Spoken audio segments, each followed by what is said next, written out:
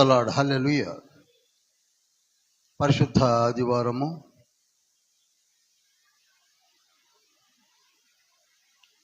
ఈ దినము ప్రపంచమంతటా, మరి ముఖ్యంగా ఫ్రంట్ లైన్ చర్చెస్ పామ్ సండేగా, మట్టల ఆదివారముగా జరిగించున్నారు.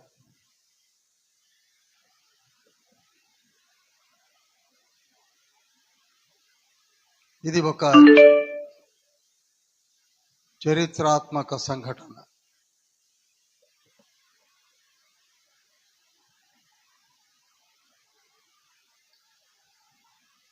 సరిగ్గా 2000 సంవత్సరాల క్రితం జరిగినటువంటి సంఘటన.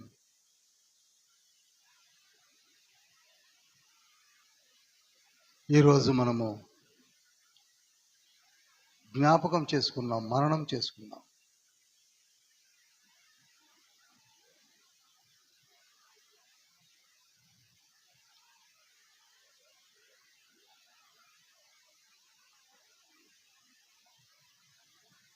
మనము రోమా పత్రికను ధ్యానిస్తూ ఉన్న సంగతి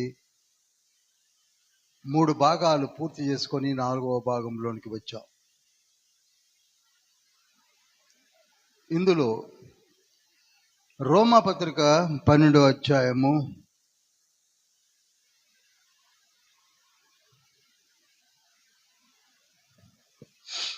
1-2 వచనాలు చదువుతున్నాను, చూడండి. కాబట్టి సహోదరులారా, పరిశుద్ధమును దేవునికి అనుకూలమైన సజీవ యాగముగా మీ శరీరములను ఆయనకు సమర్పించుకొనుడని దేవుని వాత్సల్యమును బట్టి మిమ్మును బతిమాలుకొనుచున్నాను. ఇట్టి సేవ మీకు యుక్తమైనది. మీరు ఈ లోక మర్యాదను అనుసరింపక, మరలా చదువుతున్నాను, మీరు ఈ లోక మర్యాదను అనుసరింపక ఉత్తమమును అనుకూలమును సంపూర్ణమై ఉన్న దేవుని చిత్తమేదో పరీక్షించి తెలుసుకున్నట్లు మీ మనస్సు మారి నూతన మగుట వలన రూపాంతరము పొందుడి. మరలా ఒక స్టేంజాను చదువుతున్నా, చూడండి. దేవుని చిత్తమేదో పరీక్షించి తెలుసుకున్నట్లు మీ మనస్సు మారి నూతన మగుట వలన. మన మనసులు మారాయట, నూతనాలు కూడా నూతనంగా అయిపోయిందట. కనుక మీరు రూపాంతరము చెందండి.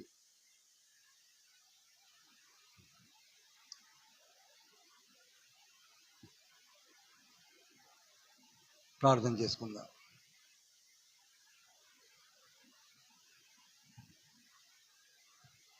త్రిత్వమైన దేవ, పరమ తండ్రి, అతి శ్రేష్టమైన రోమా పత్రికను మీరు పౌలు గారి ద్వారా మీరు మాకు అనుగ్రహించారు. దానిని ధ్యానించడం కొరకు మేము వచ్చి ఉన్నాం. అతి శ్రేష్టమైనటువంటి 16 అధ్యాయాల్లో ఉన్నటువంటి ప్రతి మాటను మేము ధ్యానించడానికి వచ్చిన మాతో మీరే సూటిగా మాట్లాడండి. మాకు అర్థమయ్యే రీతిలో బోధించండి. మా హృదయాలలో విత్తింపచేయండి, ఫలింపచేయండి. మమ్మల్ని మేము సరిచేసుకొని మరలా బోధించుటకు కావలసిన దివ్యమైన జ్ఞానమును ప్రసాదించమని, ఇట్టి కార్యములు ఆత్మతండ్రి మీరే జరిగించమని యేసయ్య పరిశుద్ధ నామములో అతి వినయంతో వేడుకుంటున్నాం పరమ తండ్రి. ఆమేన్. నేను మరలా చెప్తున్నాను, పౌలు గారు రాసిన 14 పత్రికలలో అతి శ్రేష్టమైన పత్రికలు నా దృష్టిలో, నేను చదివిన నా బైబిల్ స్టడీలో 3 కనపడుతున్నాయి. 1 రోమా పత్రిక, 2 మొదటి కొరింథీ పత్రిక, 3 హెబ్రీ పత్రిక. ఇవి అంత ఈజీగా ఒక పట్టాన అర్థమయ్యే పత్రికలు కావు. సువార్తలలో 4వ సువార్తగా ఉన్న యోహాను సువార్త అతి శ్రేష్టమైనదని, దానిని సరిగా మనము ధ్యానించి అర్థము చేసుకోనట్లయితే త్రిత్వము అర్థం కాదు. If you want to learn Trinity, if you want to understand the mysterious Trinity, యోహాను సువార్తను బాగా చదవాలి. మానవ మనుగడ, మానవ జీవితము, మానవ మారు మనస్సు, మానవుని యొక్క జీవిత నిర్మాణము ఎలా జీవించాలి తెలుసుకోవాలంటే రోమాపత్రికను ధ్యానించాలి. అలా మార్పు చెందిన బిడ్డలను వాడుకునే విధానమును మనం తెలుసుకోవాలంటే 1 కొరింథీ చదవాలి. నాకేమీ అర్థం కావట్లేదండి, అసలు అంతా అయోమయంగా ఉంది అనుకుంటే హెబ్రీ పత్రికను చదవాలి. అలా అని తత్మ పుస్తకాలు లేక పత్రికలు శ్రేష్టమైనవి కావా అంటే ఎందుకు కావు? అవి శ్రేష్టమైనవి.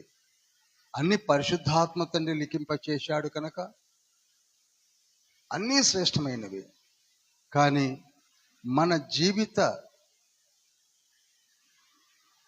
అవసరాలతో మాట్లాడటానికి, మన జీవితము అనే ఒక గృహమును కట్టుకోవడానికి అవసరమైన పత్రికలు నా దృష్టిలో రోమా పత్రిక, 2వది 1 కొరింథీ పత్రిక.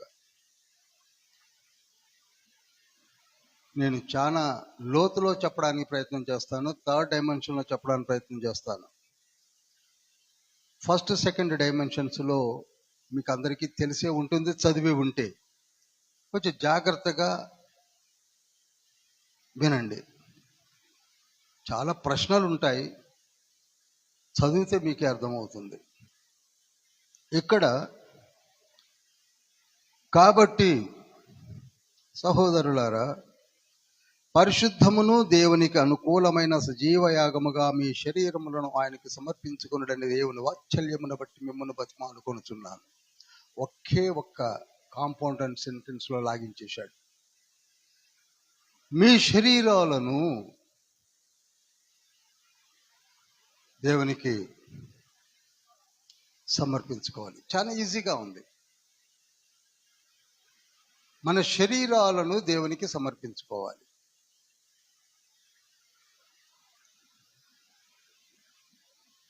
ఎందుకనో ఏమిటో తండ్రి చిత్తం ఎలా ఉన్నదో నాకు తెలియదు, కానీ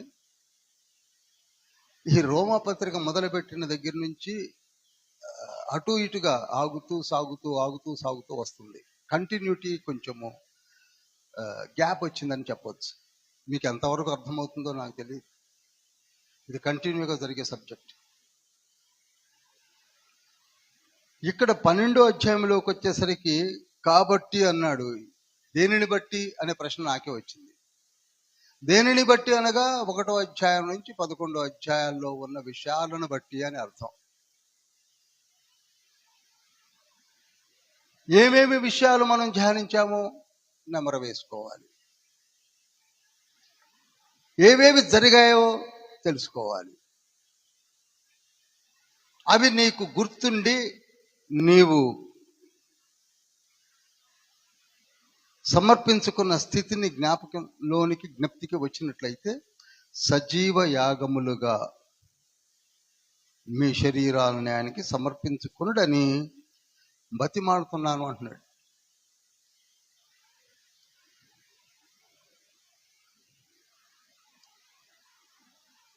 ఒక్కసారి వెనక్కి వెళ్ళి కొన్ని విషయాలు మాత్రం చెప్పి నేను ముందుకు వస్తాను. మనమందరము కూడా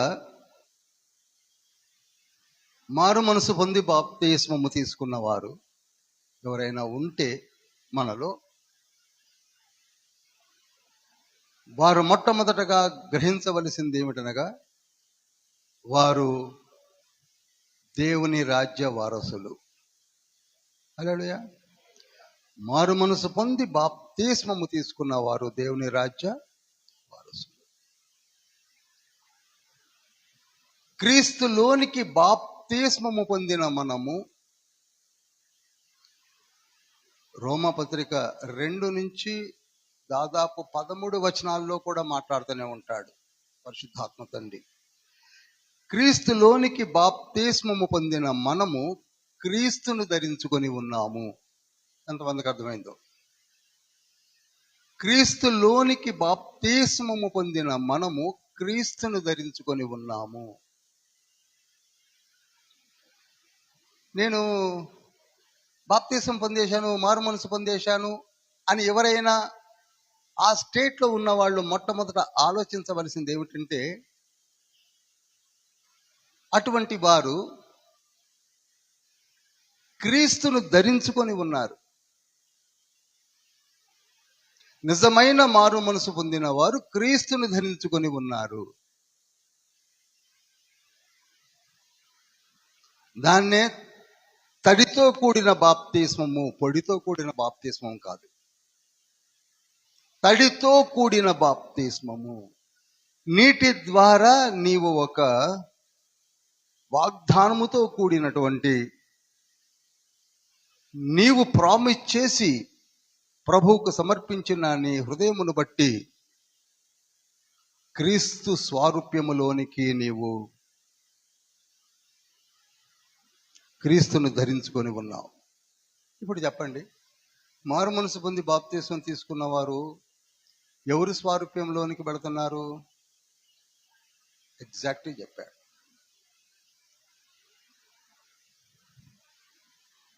అందుకే అదే రోమ పత్రికలో, కొరింథీ పత్రికలో, అక్కడక్కడ పత్రికలో, ఎవడైనను క్రీస్తు నందున్న ఎడల అతడు నూతన సృష్టి.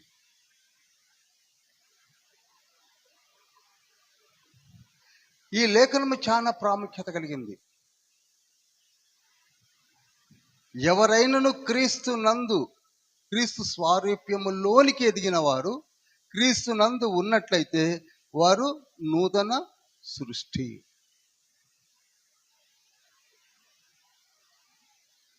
చాలా జాగ్రత్తగా ప్రతి విషయాన్ని మీరు నోట్ చేసుకోండి. కనుక క్రీస్తు యేసునకు కలిగిన మనస్సు మనము కూడా కలిగి ఉంటాము. అర్థమైంది అనుకుంటున్నాను. క్రీస్తు యేసునకు కలిగిన మనస్సు మనం కూడా కలిగి ఉంటాము. ఇప్పుడు నేను పైన చెప్పినవన్నీ ఒకవేళ మనము నిజమైన మారు మనస్సు, నిజమైన బాప్తిస్మము తీసుకున్నప్పుడు జరిగే ప్రక్రియను మీకు వర్ణించాను.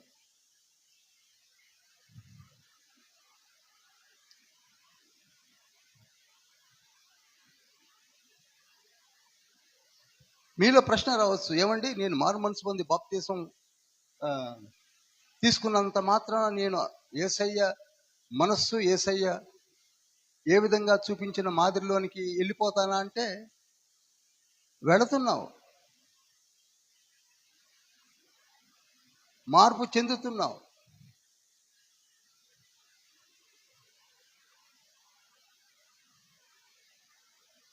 మార్పు చెందుతున్నావు. స్త్రీలకు బాగా తెలుసు, జనరల్గా ఫేషియల్ ట్రీట్మెంట్స్ చేసుకుంటూ ఉంటారు. కొంచెం ఐబ్రోస్ని,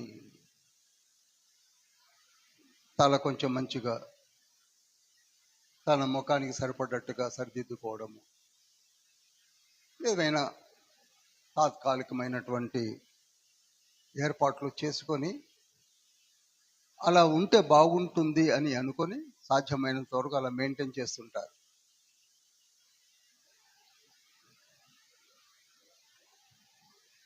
అదేవిధంగా క్రీస్తులోనికి నీవు మార్పు చెందిన తర్వాత క్రీస్తు స్వారూప్యము, క్రీస్తు గుణ లక్షణాలు, క్రీస్తు చూపించిన మాదిరి వలె జీవించాలని ప్రయత్నం చేయడానికి ఎవరైతే సాగుతున్నారో ముందుకి, వారు కూడా ఆ విధమైన ప్రయత్నాలు చేస్తూ ఉంటారు.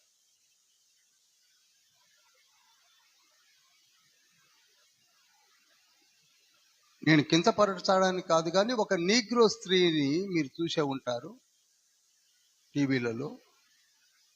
వారు నల్లగా ఉంటారు, వారు హెయిర్స్ గుంగుర్లు గుంగుర్లుగా ఉంటుంది, పెదాలు దొడ్డుగా ఉంటాయి, ముక్కు వెడల్పుగా ఉంటుంది, మంచి హైట్లో ఉంటారు, వాళ్ళ ఫిజిక్ అంతా వేరుగా ఉంటుంది. ఈవెన్ దెన్ వారు కూడా ప్రయత్నం చేస్తారు కొంచెం అందంగా కనపడాలని. అది సహజమైన మానవ నైజం. ఇన్ ది సేమ్ మేనర్ ఆయన బిడ్డలుగా నిన్ను నీవు సమర్పించుకొని ఆయన వలె జీవించాలని నీవు తీర్మానం తీసుకున్నాక, యేసయ్య ఏ మాదిరి అయితే చూపించి ఏ విధంగా జీవించి సువార్తలలో కనపరిచి, ఈ ఉదయకాలమునే మొట్టలాదివారం నాడు జరిగిన కార్యక్రమాలన్నిటిని కూడా మీరు విని ఉంటారు. జీవించాలని ఆశపడతారో వారి గురించి వివరించినటువంటి స్టైన్జా ఇది. సజీవ యాగముగా మిమ్మల్ని మీరు సమర్పించుకోండి. కానీ మానవులంతా సెల్ఫ్ సెంటర్డ్ కనుక మన ఆలోచనలు ఎంత మారినా మన ప్రశ్నలు మనకే మిగిలిపోయి, నిజంగానే నేను యేసయ్య వలె మారుతానా, యేసయ్య చూపిన మార్గంలో నడవగలనా అని మన మనసులోనే మనము అదేదో రాశారు కానీ ఆచరణ సాధ్యము అనే ఒక నిర్లిప్తలోనికి వెళ్ళాము కనుకనే మనలో మారు మనసు పొందిన వారందరూ కూడా ఏం చేస్తున్నారు, అలా జీవించడము మానేశారు. This is true. Even great philosophers and psychiatric research scholars కూడా చెప్పింది ఏమిటంటే మానవ నైజము.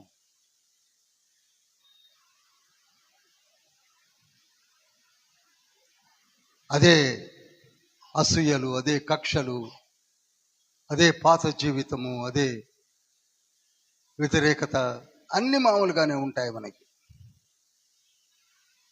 ఒక రకంగా చెప్పాలంటే మారామని అనుకుంటూ నటనతో సాగిస్తున్న జీవితాలు మనకి. మారామని అనుకుంటున్నాం కానీ నటన.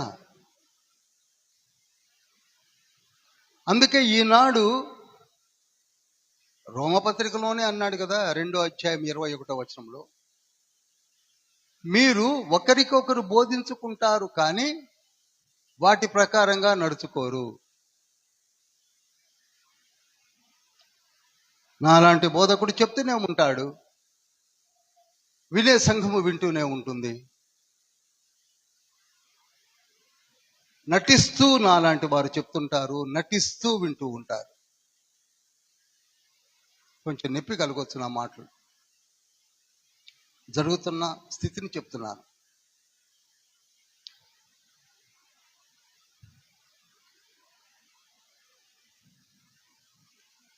మన ప్రార్థన కూడా తీసుకోండి. పరలోకమందున్న మా తండ్రి,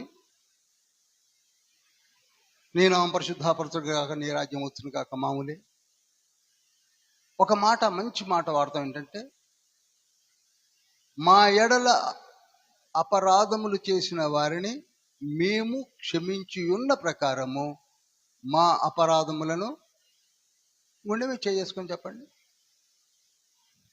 మనం ఎంతమంది అపరాధులను క్షమించమని ప్రార్థన చేశాం? ఎవరిని క్షమించేసి వదిలేశాం? నో. నిజంగా నీవు క్షమించగలిగితే, నిజంగా నీలో క్షమాగుణము ఉంటే నువ్వు రూపాంతరం చెందినట్టు. వదిలేదాం పానే. ఎలా వస్తుందండి ఆ మార్పు అంటే, నువ్వు నిజంగా మారు మనసు పొంది రూపాంతరం చెందేవన్న సంగతి నువ్వు మర్చిపోతున్నావు. నీలో ఉంది, నీలో ఆ క్యాలిబర్ ఉంది, ఆ కెపాసిటీ ఉంది, ఆ విత్తనం కూడా ఉంది. ఎందుకనగా దేవుని బీజము నీలో ఉన్నది. 1 యోహాను పత్రిక 3:9 ఉంటుంది. ఆ బీజము ఉన్నది కనుక నీలో ఆ గుణ లక్షణాలు మెండుగా ఉన్నాయి. నువ్వు నిజంగా మారు మనసు పొంది బాప్తిస్మం తీసుకున్నాక, నిజంగానే మనం తీసుకున్నాం. కానీ పెద్దగా దాన్ని పక్కకు జరిపి మన యాంత్రికమైన జీవితాన్ని జీవిస్తూ ఉన్నాం. చాలా మంది అడుగుతూ ఉంటారు, మరి నేను మారు మనసు పొందాక వీటన్నిటిని నేను పాటించుకుంటూ ముందుకు సాగగలనా అంటే, సాగడానికే తండ్రి చేసిన ఏర్పాట్లన్నీ కూడా పరిశుద్ధ బైబిల్ గ్రంథములో, మరి ముఖ్యంగా కొత్త నిబంధన గ్రంథములో 27 పుస్తకాలలో లిఖించి మనకిచ్చాడు.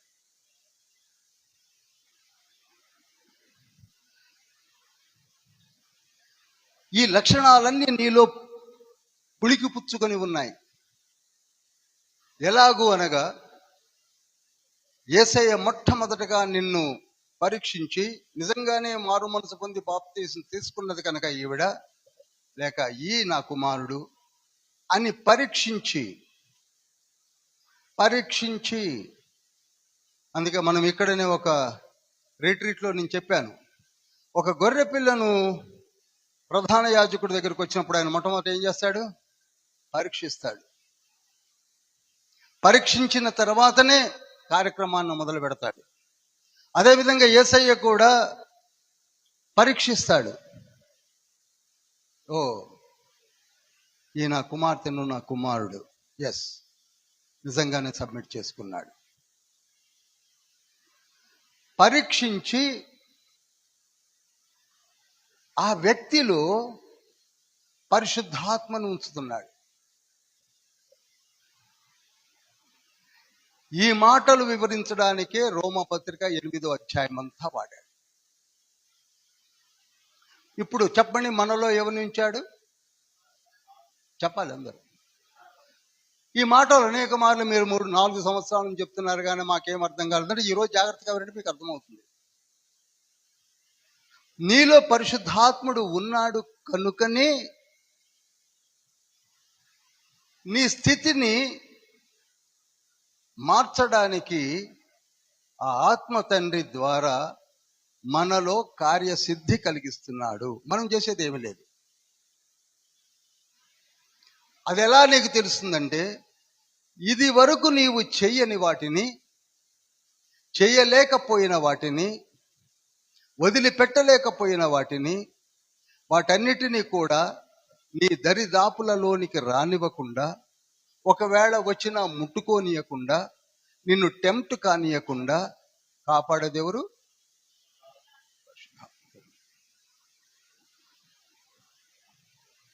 అందుకే గలతీ పత్రిక 5వ అధ్యాయం 22వ వచనములో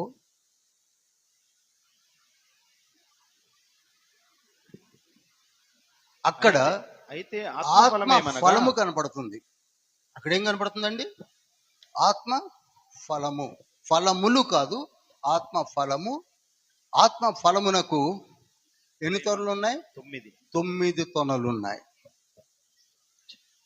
ఈ 9 తొనలు నిజమైన మారు మనసు పొంది బాప్తిస్మము తీసుకున్న వారిలో కనపడుతూ ఉంటాయి. ప్రేమ కనపడుతూ ఉంటుంది. ఎవరో పాడైపోతున్నారంటే, పాడైపోతే ఎలా కుదురుతుంది? నేను పోయి పలకరిస్తాను. ఈ తలంపు నీలో కలుగుతున్నదంటే ఆత్మతోన పనిచేస్తుంది. అలా 9 ఉన్నాయి కదా: ప్రేమ, సంతోషము, సమాధానము, దీర్ఘశాంతము, దయాళత్వము, చాలా ఉన్నాయి, మంచితనము, విశ్వాసం, ఇవన్నీ ఉన్నాయి. సెల్ఫ్ కంట్రోల్, నిగ్రహము, సెల్ఫ్ కంట్రోల్, సాత్వికము, మీక్నెస్, ఆశా నిగ్రహము. ఆశా నిగ్రహం అంటే దాన్ని సాధించేంత వరకు కూడా నిద్రపోని స్థితి. ఈ 9 నీలో ఉన్నాయో లేవో నువ్వే చెక్ చేసుకోవచ్చు. ఎదురుగానికి విరోధి కనపడితే నాలుక మడత పడుతుందంటే నీలో ప్రేమ లేదు.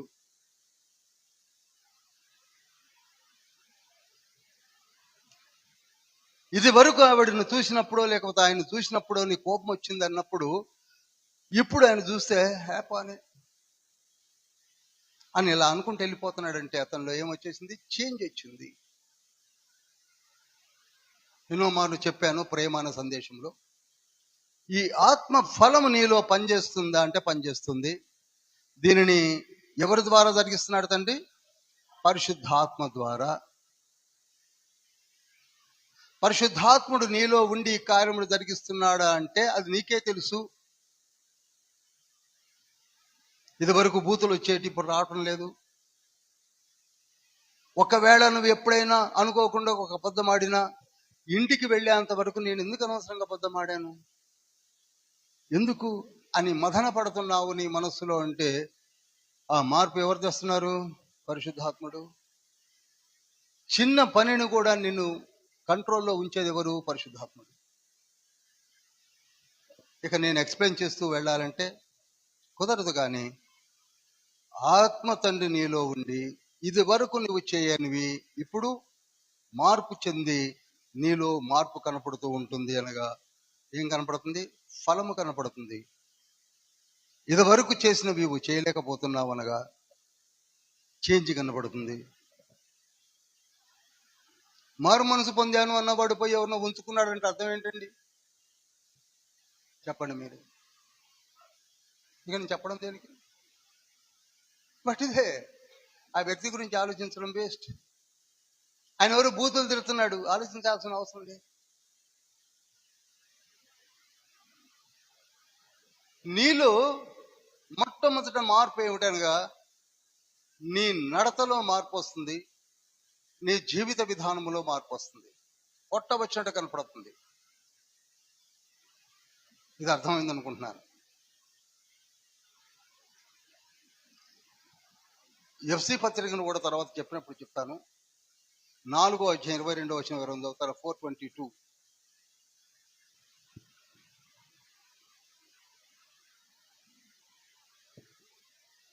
కావున మునుపటి ప్రవర్తన విషయంలోనైతే మోసకరమైన దురాశ వలన చెడిపోవు మీ ప్రాచీన స్వభావమును వదులుకొని మీ చిత్తవృత్తి యందు నూతనపరచబడిన వారై నీతియు యథార్థమైన భక్తియు గలవారై దేవుని పోలికగా సృష్టింపబడిన నవీన స్వభావమును ధరించుకొనవలెను. అది ధరించుకొనవలెను అని చెప్పాడు. ధరించుకొని ఉన్నారని రోమాలు చెప్పేశాడు. కనుక ఇప్పుడు ఒకప్పుడు మనము ఈ లోకపరంగానే జీవించాం, అందులో డౌట్ ఏం లేదు. ఇప్పుడు చేంజ్ వచ్చిందా లేదా? ఇప్పుడు ఎవరికి వారే పరీక్షించుకోండి. పాలను మీటర్ వేసి చూసుకున్నట్టుగా నీలో ఆ మార్పు రాలేదంటే నువ్వు మారలేదు. నీలో ఆ మార్పు వచ్చింది అంటే వస్తుంది వస్తుంది వస్తుంది. ఇప్పుడు మన మధ్యలో పాప తిరుగుతుంది, ప్రజ్వల పాప. ఆ పాపలా ఉన్నాం మనం. అదే పాప పరిపూర్ణతగా నిలబడి అన్ని విషయాలు చెప్పగలిగే స్థితి రావడమే పరిపూర్ణత. కొలసీ పత్రిక 1:28 వచనం నోట్ చేయండి. అది పరిపూర్ణత. కనుక మనము ఆత్మ ఫలము చేత మన నడవడి మార్చుకుంటూ ముందుకు సాగుతూ ఉంటాము. ఇప్పుడు మనలో 50,000 ఇస్తాను, 1,00,000 ఇస్తానని ఇవ్వండి. కొందరు వ్యక్తుల పేర్లు ఇప్పుడు చెప్పడానికి నాకు ఇష్టం లేదు, కానీ వాళ్ళు చేయమన్నా చేయరు. ఎందుకని? డబ్బులు వారు తృణప్రాయంగా మాకెందుకు అని త్రోసివేయగలరు. దానినే యథార్థత అంటారు. ఏమంటారండి? ఈ యథార్థత ఎవరిలో కనబడుతుంది అంటే నిజమైన మారు మనసు పొంది బాప్తిసం తీసుకున్న వారిలో. అందుకే ఉదయం కూడా చెప్పే ఉంటారు మన పాస్టర్లు, గాడిద పైకి నేను ఎక్కను కానీ గాడిద పిల్ల పైకి ఎక్కుతానన్నాడు. ఎందుకంటే మనది గాడిద లాంటి జీవితం. గాడిద మంచిదే, గాడిద సాధు జంతువే. గాడిద ఏమీ పెద్ద నాకు గ్రీన్ గ్రాస్ కావాలి, పచ్చ గడ్డి కావాలి, అది కావాలి, తౌడు కావాలి, ఏవేవో కావాలని అడగదు. పాపం ఏమి దొరకపోతే గోడ మీద పోస్టర్స్ అన్ని తిని బ్రతికిద్ది. పోతే దానికి ఉన్న ఒకే ఒక అవలక్షణం ఏమిటంటే మురికిది. మనము కూడా నిజానికి చెప్పాలంటే మనం ఏదో తెలివిగల్లోవడం అది అనుకుని ఇది అనుకుంటున్నాం, కానీ మనకి తెలియకుండా మనం అంత అమాయకులే లేరు. పోతే మనకి మురికితనము లాంటి పాపముతో ఉన్నాం. కనుక తండ్రి ఈ మురికిని వదిలేసుకుంటే తప్ప నేను నీ మీదకి ఎక్కనన్నాడు. అది గాడిద పిల్లలాగా నువ్వు మారితే నిన్ను నేను వాడుకుంటానన్నాడు. ఇప్పుడు మనలను ఎందుకు వాడుకోలేకపోతున్నాడు? మనలో ఎందుకు పరిశుద్ధాత్మను ఉంచుకోలేకపోతున్నాడు? మనల్ని ఎందుకు దగ్గరికి తీసుకొని హత్తుకోలేకపోతున్నాడు అనగా, మనలో ఏమున్నది? పాపము అనగా మురికి వదిలిపెట్టలేకపోతున్నాం. ఆ వదిలిపెట్టడమే మారు మనస్సు. హల్లెలూయా. కనుక ఎప్పుడైతే నువ్వు ఈ నిర్ణయం తీసుకుంటావో, నీలోనికి ఎవరు వస్తున్నారు? పరిశుద్ధాత్ముడు వస్తున్నాడు. పరిశుద్ధాత్ముడు వచ్చినప్పుడు ఇన్స్టాంట్ గా ఫస్ట్ నీకు ఇచ్చే గిఫ్ట్ ఏమిటంటే ఫలము. నీకు ఈ 9 కూడా విశ్వాసము, నిరీక్షణ అన్ని నీలో కనపడుతూ ఉంటాయి. నీ పరిస్థితులను బట్టి. ఇప్పుడు నేను చనిపోతానన్న సంగతి నాకు డాక్టర్లే డైరెక్ట్గా చెప్పారు. కానీ నాకు ఒక విశ్వాసం ఉన్నది. అదేమిటంటే, తండ్రి పర్మిషన్ లేకుండా మరణము కూడా రాదు. ఆ విశ్వాసంతో నేను బ్రతుకుతున్నాను.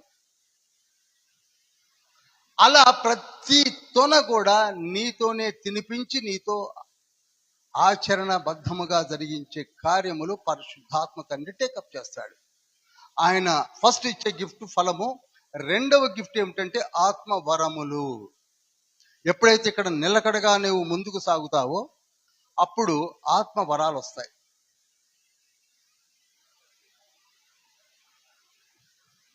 నువ్వు మారు మనసు పొంది బాప్తిజం తీసుకున్న వెంటనే బైబిల్ పట్టుకొని ఎక్కడ జబ్బు ఉంది చెప్పండి, నేను పోయి ప్రార్థన చేస్తాను, జబ్బు తగ్గిస్తాను. No no no no no. అప్పుడే గిఫ్ట్ ఇవ్వడుతండి నీకు.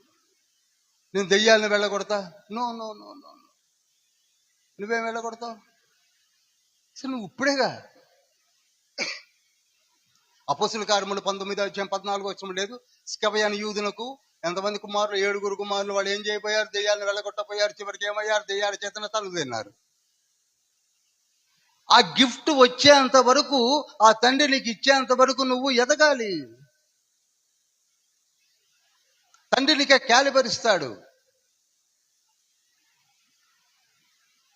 9 వరాలు ఉన్నాయి. ఎన్ని వరాలు ఉన్నాయి? 9. మీకు బాగా తెలుసు. ఒక్కొక్కటి వైవిధ్యమైనటువంటి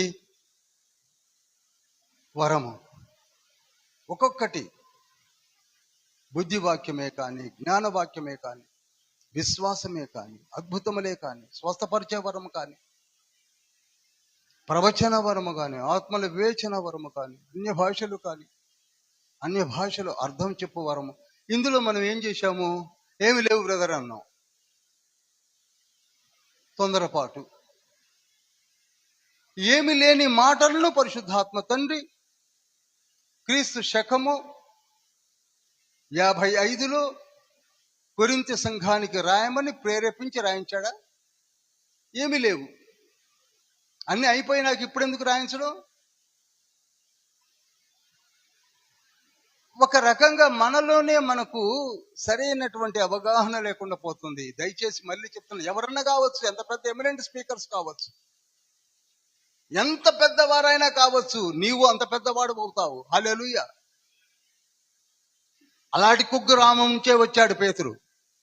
పౌలు కావచ్చు, నీవు కావచ్చు, నేను కావచ్చు, స్త్రీలు కావచ్చు, పురుషులు కావచ్చు, దెబోరా కావచ్చు, లేకపోతే షూనేమియా రాయన స్త్రీ కావచ్చు, ఎవరైనా కావచ్చు. అలా వచ్చిన వాళ్లే మనం. వాడుకునే తండ్రి వాడుకోవడం మొదలు పెడితే నీవు అద్భుతమైన రీతిలో వాడబడతావు. 9 వరాలు ఖచ్చితంగా మన చేత వాడించడానికే ఇచ్చాడు. దాన్ని ఏమన్నారు? వరములు అన్నాడు. అది ఆత్మ వరములు అన్నాడు. ఆత్మ తానే ప్రతి ఒక్కరికి, ఏదో ఒక్కళ్ళకి లేక ఇద్దరికి, అపోస్తులకే ఇస్తా, ప్రవక్తలకే ఇస్తా, ఫలానా వ్యక్తికే ఇస్తా అన్నాడా?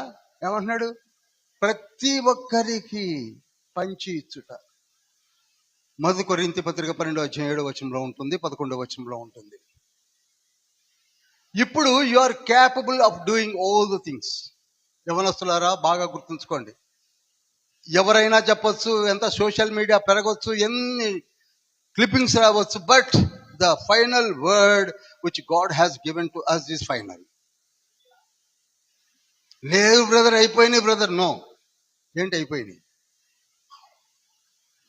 మళ్ళీ అటు వెనక్కి వెళ్ళను. ఏదైనా ఏమైనా చేయగలడని పాటలు పాడుకోవడం కాదు. ఆయన మనకిచ్చాడు. ఫస్ట్ ఫలాన్ని ఇచ్చాడు, ఫలమును పండిస్తున్నాడు. ఫలమనే ఫ్రూట్ నీలో, తొన నీలో అరిగిపోయి జీర్ణమై నువ్వు రూపాంతరం చెందుతున్నప్పుడు నీకు ఒక్కొక్కటి బయటకు వస్తుంది. అప్పుడు నువ్వు వస్తుంటేనే నిన్ను చూసి దెయ్యాలు పారిపోవడం. యాకోబు పత్రిక 1:19 ప్రకారం, 2:19 ప్రకారం నువ్వు వస్తుంటేనే. పేతురుకే తెలీదు తన నీడతో స్వస్థపరచబడుతున్నానని. అపోస్తుల కార్యములు 5:15 ప్రకారంగా నీకు తెలియకుండానే కార్యాలు మొదలైపోతాయి. నీవు మాట్లాడే ప్రతి మాట కూడా ఖచ్చితంగా నెరవేర్చబడుతుంది. ఏమనుకుంటున్నారు మన మాట? నేను ఇక్కడ చెప్పలేను, కానీ అంబేద్కర్ భవన్లో చెప్పాను దీని గురించి. గన్లో ఉన్న, పిస్టల్స్లో ఉన్న, AK-47లో ఉన్న తూటాలు అంటాం తెలుగులో, అవి ఎంత పవర్ఫుల్లో నీ నోరు, నీ మాట కూడా అంత పవర్ఫుల్గా ఉంటుంది. కానీ ఇవి నమ్మమ్మని వచ్చింది చావది. సామెతల గ్రంథము 18:21 ఏమనుంటుంది? నీ నాలుక, చూడండి, ప్రతి మాటను జాగ్రత్తగా చదవడం అలవాటు చేసుకోండి. చూడండి, నీ నాలుకలోనే నువ్వు జీవిస్తావో, నీ నాలుకలోనే నువ్వు చస్తావో, ఇంకొని చంపేస్తావో ఉన్నది. అదే నాలుగుతో నువ్వు శపించవచ్చు, అదే నాలుగుతో నువ్వు దీవించవచ్చు. మనము మారు మనసు పొందాము, కానీ మనలో పవర్ లేదు కనుక తూటాలు లేని పిస్టల్ పట్టుకుని డమ్మి పిస్టల్తో తిరుగుతున్నాం మనం. అందుకే ఏది జరగట్లేదు కనుక, బ్రదర్ ఏది జరగదులే బ్రదర్, నేను కాల్చినా ఏం కావట్లేదు. అందులో ఏం పవర్ ఉందని బట్ ఇదే బ్రదర్, నీకు డమ్మి పిస్టల్ నాయన. నువ్వు మాట, అందుకే జీవన్మరణములు నీ నాలుక వశము అన్నాడు. అదే నోటితో నీవు శపిస్తున్నావు, అదే నోటితో నీవు దీవిస్తున్నావు అని యాకోబు తన పత్రికలో 3:9-12 లిఖింపజేశాడు. You are having that power.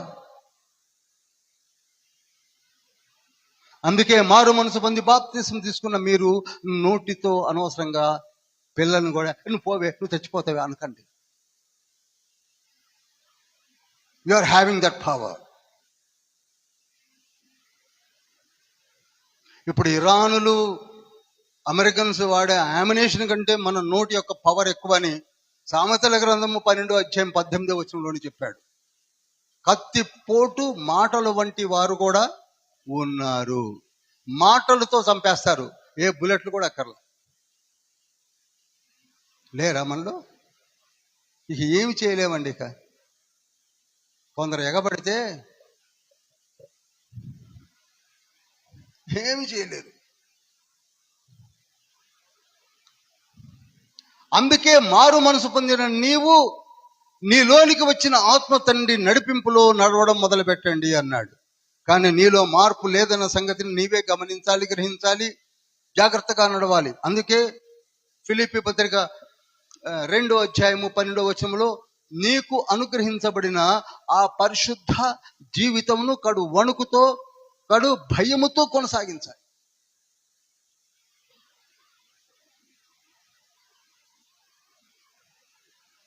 తొందరపడకండి. మరి మన పరిస్థితి ఎలా ఉందంటే, నేను ఇంకెందుకు మీకు చెప్పడం,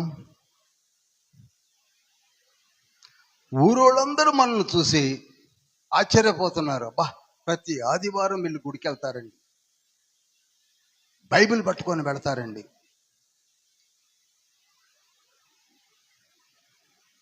అసలు వీళ్ళని మీరు ఎప్పుడైనా చూడాలంటే ఆదివారం గుళ్ళో చూడండి. Praise the Lord brother. Praise the Lord sister, praise the Lord, praise the Lord. అంతా బాగున్నామండి, మీరు బాగున్నారు. చూసేవాళ్ళు కింద పడిపోతున్నారు.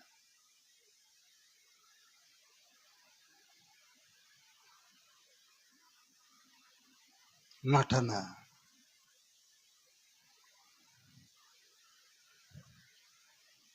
బయటికి వెళ్ళాక చూడండి, కొంచెం బయటికి వెళ్ళాక, నేను వచ్చి బయట ఎంతసేపు నిలబడ్డాను, నేను భర్తను అంటుంది భార్య. ఇక్కడ ప్రైజ్ లార్డ్ సిస్టర్ నా ఆవిడ అక్కడ నిలబడి ఎంతసేపు నిలబడాలి? నేను సెక్రటరీతో మాట్లాడుతున్నా. ఏంటి మాట్లాడేది ఇప్పుడు? అయిపోయింది.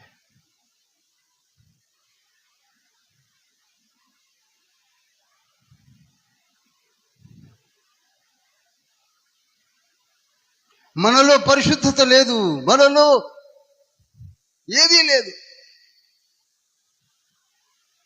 బయట వారికి మనకు ఏమైనా తేడా ఉందంటే గుళ్ళో మాత్రమే ప్రదర్శిస్తున్నాం.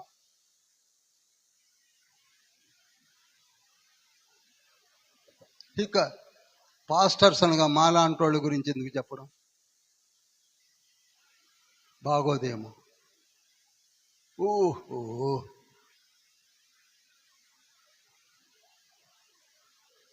అవార్డ్స్ ఇవ్వచ్చు. అందుకే ప్రకటన గ్రంథం 2:1 ఏమంటున్నాడు? సంఘపు దూతలకు ఈలాగు వ్రాయుము.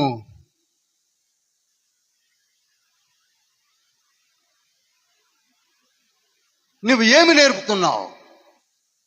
ఏ విషయాలు చెప్తున్నావు?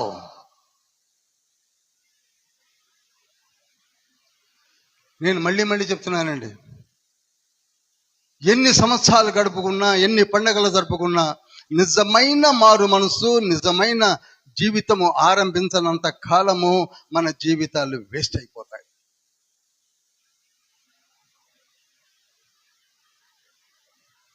ఒక దినాన మనం అందరము కూడా తీర్పు సింహాసనం ముందు నిలబడతాం. That is must. Undoubtedly I'm telling you. ఎందుకని ఇంత కష్టపడి ఈ బైబిల్ స్టడీస్ కావచ్చు, ఆదివారపు ఆరాధనలు కావచ్చు, గుడ్ ఫ్రైడేలు కావచ్చు, ఈస్టర్లు కావచ్చు, క్రిస్మస్లు కావచ్చు, న్యూ ఇయర్లు కావచ్చు, ఎందుకు కష్టపడి తండ్రి ఎంత కష్టపడి చేయిస్తున్నాడు? సంఘంలో ఇన్ని విషయాలు ఎందుకు చెప్పిస్తున్నాడంటే, నాకు తెలియదు, నాకు చెప్పలేదు అనే మాట రేపు జడ్జిమెంట్లో కనపడకూడదని. మనలో చాలా తెలుగులో ఉన్నారు, అసలు మాకెవరు చెప్పలేదండి. 2026 మార్చి నెల, ఇవాళ తారీఖు ఎంతండి? 29న ఉదయం పాస్టర్ గారు చెప్పలేదా? అందుకు తీర్పు ఎందుకు అనుకుంటున్నారు? జ్ఞాపకం చేయడానికి. నేను పక్షపాతిని కాదు అన్నాడు రోమీయులకు రాసిన పత్రిక 2:11. నాలో పక్షపాతం లేదు. I have given you complete information regarding the heavenly Kingdom. ఈ మాటలే చెప్పమన్నాను, ఆ దూతలు చెప్పారు. అందుకే ప్రతి ఎండలో కూడా చెవిగలవాడు ఆత్మ చెప్పు మాటలను మనం వింటేగా.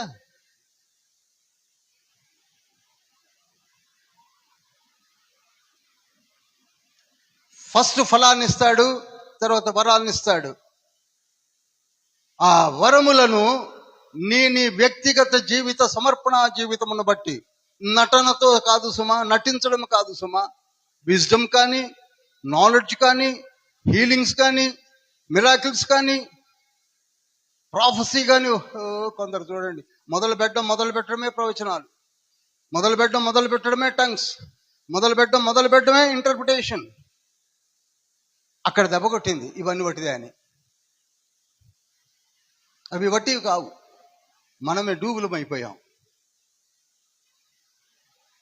అది రేపు చూపించడానికే తండ్రి తీర్పు అనేది పెట్టాడు. తీర్పు అనే మాట పెట్టింది ఎందుకనగా నీకు వినిపింప చేశానా లేదు. అందుకే మత్తయి సువార్త 28వ అధ్యాయము 19, 20 వచనాలు ఏమన్నాడు? ఏవేవి మీకు బోధించితినో వాటిని మీరు గైకొనుచు సర్వ సృష్టికి వెళ్ళి అనేకులను శిష్యులుగా చెయ్యండి. గైకొనుచు చెప్పడం కాదు.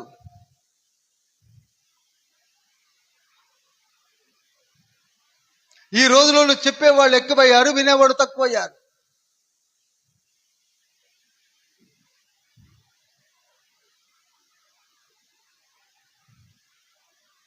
మన నడక ఎంత నటిస్తారో.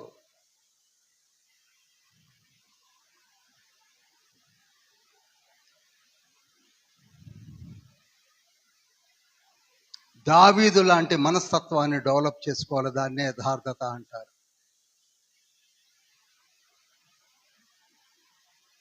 దావీదు ఒక మాట అంటాడు, మీరు 74 కీర్తన చూస్తే, నా ప్రవర్తన మారినంత మాత్రాన నేను యోగ్యుడను కాను, కానీ ఒకవేళ నన్ను తండ్రి క్షమిస్తే నా అంత ధన్యుడు లేడు అన్నాడు. 51వ కీర్తన మీరు చదవండి, మీకు అర్థమవుతుంది. తాను చేసిన తప్పులన్నిటినీ ఒప్పుకున్నాడు. 51వ కీర్తన 7వ వచనం కావచ్చు, 9వ వచనం కావచ్చు, 11 కావచ్చు, 12 కావచ్చు, 13 కావచ్చు.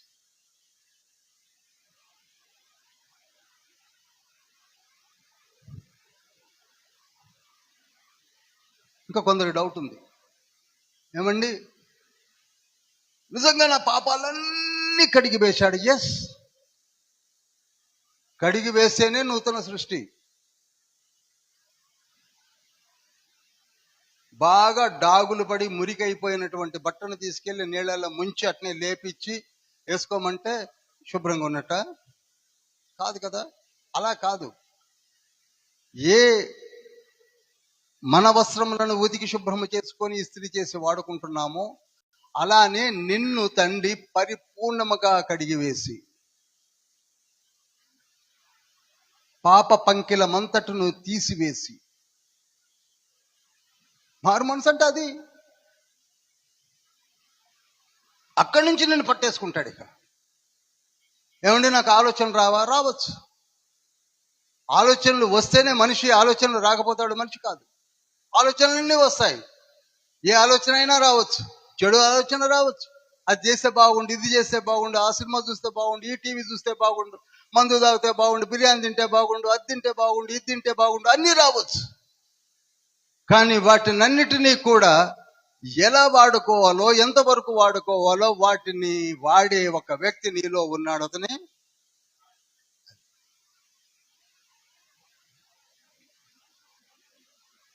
యవనస్తులు చెప్తున్నాడు. ఒక అందమైన స్త్రీ కనపడవచ్చు. అందమైన స్త్రీ, చక్కటి అమ్మాయి కనపడేసరికి ఇదివరకు రోజుల్లో విజిల్ వేసేవాళ్ళు. ఇప్పుడు అమ్మాయి చాలా బాగుంది ప్రభువా, ఆ అమ్మాయికి ఒక మంచి గుణాన్ని ఇవ్వు అని ప్రార్థన చేస్తున్నాడు. ఇది మార్పు. ఈ మార్పు నీలో నిజంగా కలుగుతుంది అంటే నీలో మార్పు వస్తున్నట్లు లెక్క. అనుభవంలో తెలుస్తుంది, చెప్తున్నాను. ఇటువంటి ఎగ్జాంపుల్ చాలా చెప్పచ్చు. యథార్థత అనగా నువ్వు యథార్థంగానే జీవించు, యథార్థంగానే ముందుకు సాగు, కానీ నటించకు. క్రిస్టియానిటీలో ఇప్పుడు ఒక గొప్ప రోమర్ ఏమొస్తుందంటే నటిస్తున్నారు. ఎక్కడి నుంచి? టాప్ టు బాటం నటన. అందుకే మనలను ఎవ్వరూ నమ్మని స్థితికి వెళ్ళిపోయాము, దిగజారిపోయాము. ఎవరో కాదు, ఏమీ లేవని చెప్పుకునేదే మనము. ఏమీ లేవని చెప్పుకునే కాడికి ఎందుకు వస్తున్నాము? ఎందుకు టైం వేస్ట్ చేసుకుంటున్నాము?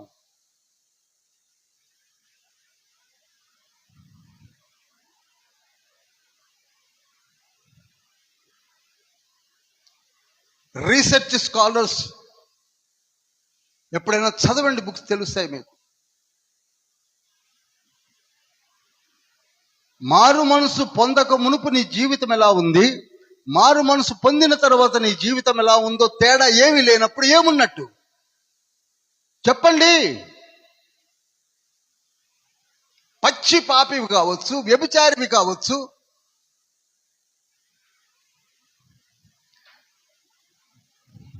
ఎన్నో చెప్పాలని ఉంది కానీ ఒకే ఒక ఎగ్జాంపుల్ చెప్తాను. నీ పాపములన్నిటినీ క్షమించి వేశాను, ఇక పాపము చేయక సమాధానము కలదానపై జీవించుమని లూకాసు వార్త 7:37-50 చెప్పాడా లేదా యేసయ్య? అంటే అర్థం ఏమిటి? నీ పాపాలన్నీ ఏమైపోయాయి? ఆవిడ వ్యభిచారండి, ఏమైపోయాయి? ఇరాడికేట్ అయిపోయాయి.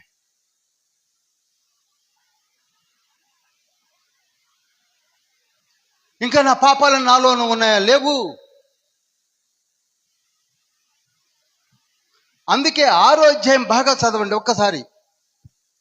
రోమీలు రాసిన పత్రిక 6వ అధ్యాయం మళ్ళీ జ్ఞాపకం చేసి ముందుకెళ్తాను, ఇవి అర్థం అవ్వాలి మీకు.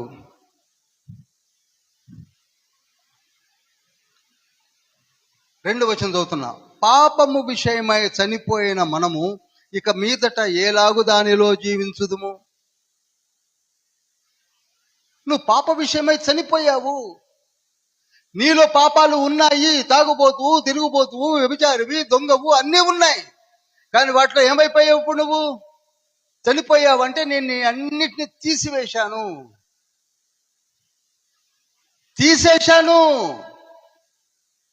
కడిగేశాను, ఉతికేశాను, నా రక్తములో కడిగి వేశాను. మచ్చ కూడా లేదు నీలో.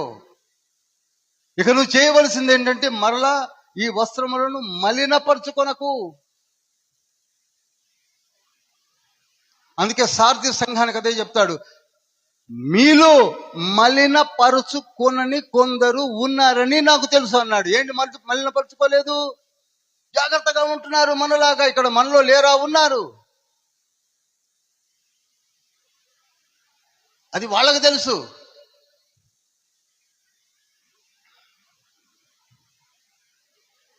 హెబ్రీ పత్రిక 8వ అధ్యాయము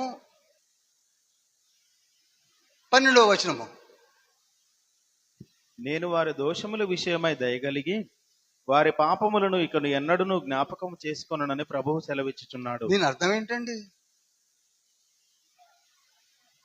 ఉన్నట్ట నేను వారి దోషముల ఎడల దయ కలిగి వారి పాపములను ఇక నేను తుడిచివేశాక నేనే జ్ఞాపకం చేసుకోను. ఎప్పుడైనా నీకు జ్ఞాపకం వస్తే సంతోషించు. ఓ, ఒకప్పుడు ఇంత ఎదవనా నేను అని. ఆ పాపపు స్త్రీ కూడా అనుకోని ఉంటుంది, ఓహో ఇంతకుముందు నేను ఇలా విటుల కొరకే నా జీవితాన్ని నాశనం చేసుకున్నానా, కానీ ఇప్పుడు నన్ను అన్నీ క్షమించేశాడు. 10వ అధ్యాయం కూడా తీయండి, హెబ్రీ 10. నేను చదువుతున్నా చూడండి.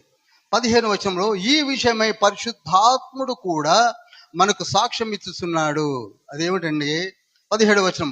వారి పాపములను వారి అక్రమములను ఇకను ఎన్నటికీ జ్ఞాపకము చేసుకొనను అని ప్రభువు చెప్పుచున్నాడు.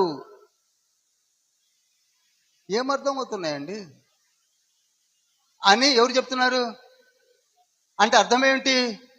యేసయ్య అయితే నేను యాక్సెప్ట్ చేశాడో ఆయన నీ పాపములన్నిటినీ తీసివేసి పరిశుద్ధ జీవితమును ఇచ్చి పరిశుద్ధాత్మను ఉంచి, పరిశుద్ధాత్మ తండ్రి ఆయన జ్యూరిడిక్షన్లో ఆయన నీకు ఇచ్చే వరాల కొరకు ఎదురు చూసేది పోయి, ఇంకో నాలో పాపాలు అట్నే ఉన్నట్టున్నాయి బ్రదర్, నాకు ఎందుకు జ్ఞాపకం వస్తున్నాయి బ్రదర్స్? నీకు లేవు. నీ డౌట్ ఇంకా ఎందుకు వస్తుంది? నీలో మార్పు వస్తున్న సంగతిని గమనించలేకపోతున్నావా? చెప్పండి.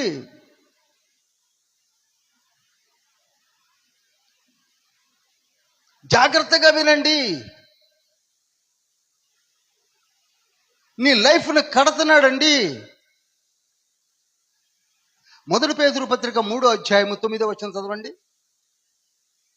3:9 అనుకుంటున్నాను, చదవండి. ఆశీర్వాదమునకు వారసులవుటకు మీరు పిలువబడితిరి గనుక. చూశారా? ఆశీర్వాదములను అనుభవించుటకు మీరు పిలువబడితే కనుక కీడుకు ప్రతి కీడైనను చేయకండి. మీకు ఒకవేళ ఎవరైనా కీడు చేసినా వాటిని వదిలేయండి. ఎందుకనగా మీకు ఆశీర్వాద ఫలాలు ఉన్నాయి. ఆశీర్వాద ఫలాలు ఏమిటి? 9. మన చెత్త జీవితాన్ని బట్టి మనం ఏది పొందుకోలేక అవి లేవు ఇవి లేవని నక్కలాగా మనము నీలికి తిరుగుతున్నాం. అర్థం కావడం లేదు, విజ్డమ్ ఆపరేట్ కావడం లేదు, నాలెడ్జ్ ఆపరేట్ కావడం లేదు, ఏది జరగడం లేదు. కనుక నీవు మారు మనసు పొందావో లేదనే డౌట్ నీకే వస్తుంది. నేను మరలా చెప్తున్నాను, మారు మనసు పొంది బాప్తిస్మము తీసుకున్న నేను నిజంగా ఈ కుక్క జీవితం నాకు వద్దని వదిలివేసిన వారు ఖచ్చితంగా తండ్రి యాక్సెప్ట్ చేస్తున్నాడు. 2వ పేతురు పత్రిక 2వ అధ్యాయం 22వ వచనంలో అదే మాటలు రాశాడు. కుక్క తన వాంతికి తిరిగినట్టును కడుగబడిన పంది బురదలో దొర్లుటకు మళ్ళినట్టును అను నిజమైన సామెత చొప్పున వీరికి మనము కూడా పెడతామేమో జాగ్రత్త అన్నాడు. 3 వాయిలు బిర్యానీ తిని ఎక్కువయ్యి వాంతికి చేసుకున్నాడట. అరే బిర్యానీ కదా, మళ్ళీ తింటే బాగుండని బాసిపెట్లు పెట్టుకుందని ఎదురు కూర్చుంటాడు ఎవడైనా? బిర్యానీ కదండి, అరే ముక్కలే పడిపోయినాయి, పోతే పోయింది, ఒక సెల్ఫీ దిగుదామా?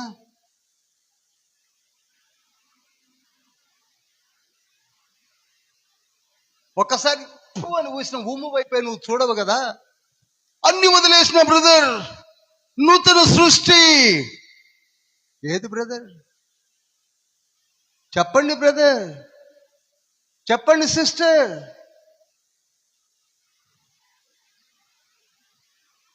నీ చేయి పట్టుకున్న నేను పరలోక రాజ్యములోనికి వెళ్ళే వరకు కూడా నిన్ను వదిలిపెట్టననే వచ్చిన తండ్రిని నువ్వు వదిలివేసి వాంతికి చేసుకున్న కుక్కలాగా, బురదలో పర్లే పందిలాగా నువ్వు పరిగెత్తుకుంటూ వీటిని దూషిస్తావు ఎందుకు?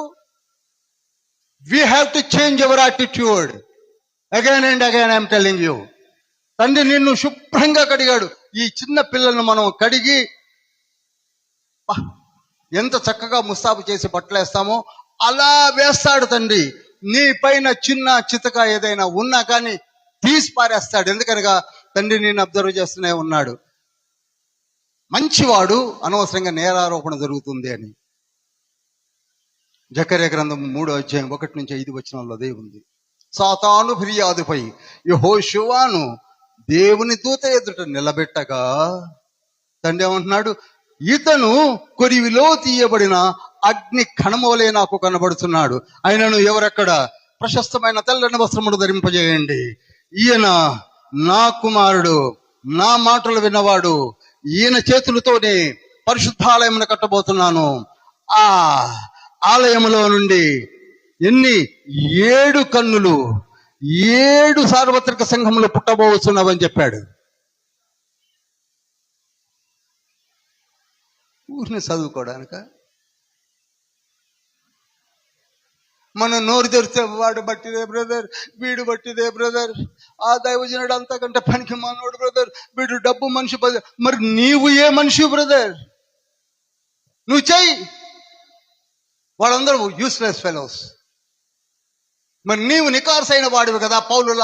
పౌలు గారు 50-50 మనలాగానే 50-52 లేచాడు, అన్ని వదిలిపెట్టేశాడు, వెనక్కి తిరిగి చూడలేదు, పోతనే ఉన్నాడు. మరి మనం 2 అడుగులు వేసి వెనక్కి తిరిగి చూడడం.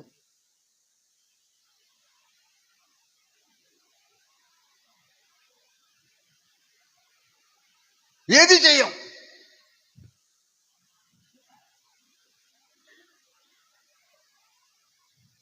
అన్నీ బట్టిదే. నీకు అంతకంటే ఏమనగలం?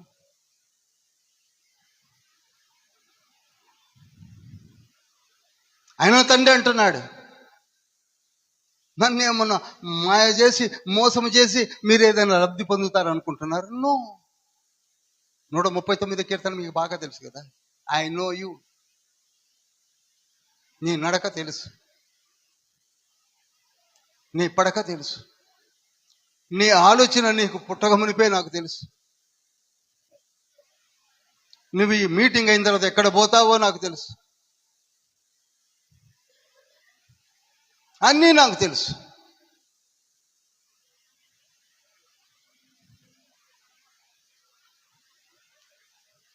ఆయన ముందే మనము కుప్పి గంతులేస్తున్నాం.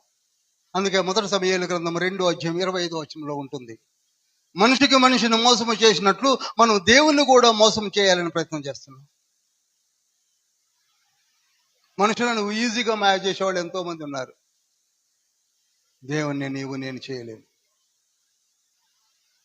మన హృదయాలన్నీ తండ్రికి తెలుసు. ఎంతవరకు నటించగలవు?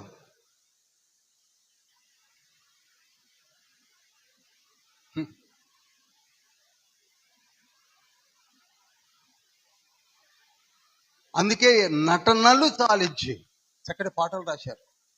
ఇకనైనా మన పాటలు చూస్తే మనకే పిచ్చి లేచిపోద్ది. జ్యేష్ఠ కుమారుని ఇవ్వాలనా బా అంటే అబ్రహాం దగ్గరికి వెళ్ళిపోయాం. జ్యేష్ఠ కుమారుడు ఎక్కడ? నీ హృదయాన్ని సరిగ్గా ఇవ్వవా? సజీవ యాగముగా పరంపర్యాచారములను మానివేసి నీ శరీరమునే నాకిమ్మంటే జ్యేష్ఠ కుమారుని ఇవ్వాలనా? నేను సంపాదించిన ఆస్తల్లా పొట్టి చెక్క ఇచ్చినట్టు పంచాలనా? అదే మక్కర్లేదు నాయన. నువ్వేం చెట్టెక్కి దిగక్కర్లా. ఒకసారి చదవండి మీకా గ్రంథం 6:6 చదవండి. 6-7 వచనాలు అనుకుంటా.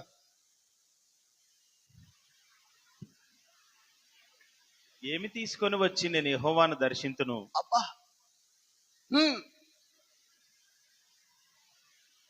ఆగిపోయినారా? దహన బలులను ఏడాది దూడలను అర్పించి దర్శింతునా? అక్కర్లేదండి. వేల కొలది పొట్టేళ్లును అబ్బా, వేలాది నదులంత విస్తార తైలమును అబ్బా ఆయనకు సంతోషము కలుగజేయునా? అబ్బా, నా అతిక్రమమునకై నా జ్యేష్ఠపుత్రుని నేనిత్తునా? అబ్బా, నా పాప పరిహారమునకై నా గర్భఫలమును నేనిత్తునా? ఏమక్కర్లేదు నాయన. నువ్వు ఏమిస్తే చాలంటున్నాడు. 8వ వచనం చదవండి. దీన మనస్సు కలిగి నీ దేవుని ఎదుట ప్రవర్తించుటయు ఇంతే కదా యెహోవా నిన్ను అడుగుచున్నాడు. దీన మనస్సు కలిగి నీ దేవుని ఎదుట మంచి ప్రవర్తన చేయమన్నాడు. అంతేగాని విస్తారమైన పాట ఎవరో రాశారు, అదే స్టేంజా గుంజారు, పెట్టేశారు. మన ఇంట్లో పాటని సరిగిదే ఎత్తుకుంటాం. జ్యేష్ఠ కుమారుడు తగ్గబోతున్నారు ఎందుకు? సరిగ్గా చందా వేయలేము. జేబులో పెట్టిన చెయ్యి బయటికే రాదు.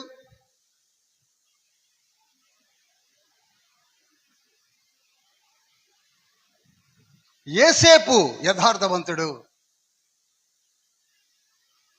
ఎన్ని తన్నులు తిన్నా అన్నలందరూ తన్నారు, యథార్థత వదిలిపెట్ల. పొతీఫర దగ్గరికి వెళ్ళి పరాభవింపబడ్డాడు, యథార్థత వదిలిపెట్టల. 13 సంవత్సరాలు జైల్లో ఉన్నాడు, యథార్థత వదిలిపెట్టలే. రాజు దగ్గరికి వచ్చిన తర్వాత కూడా మంత్రిగా యథార్థతను వదిలిపెట్టలేదు.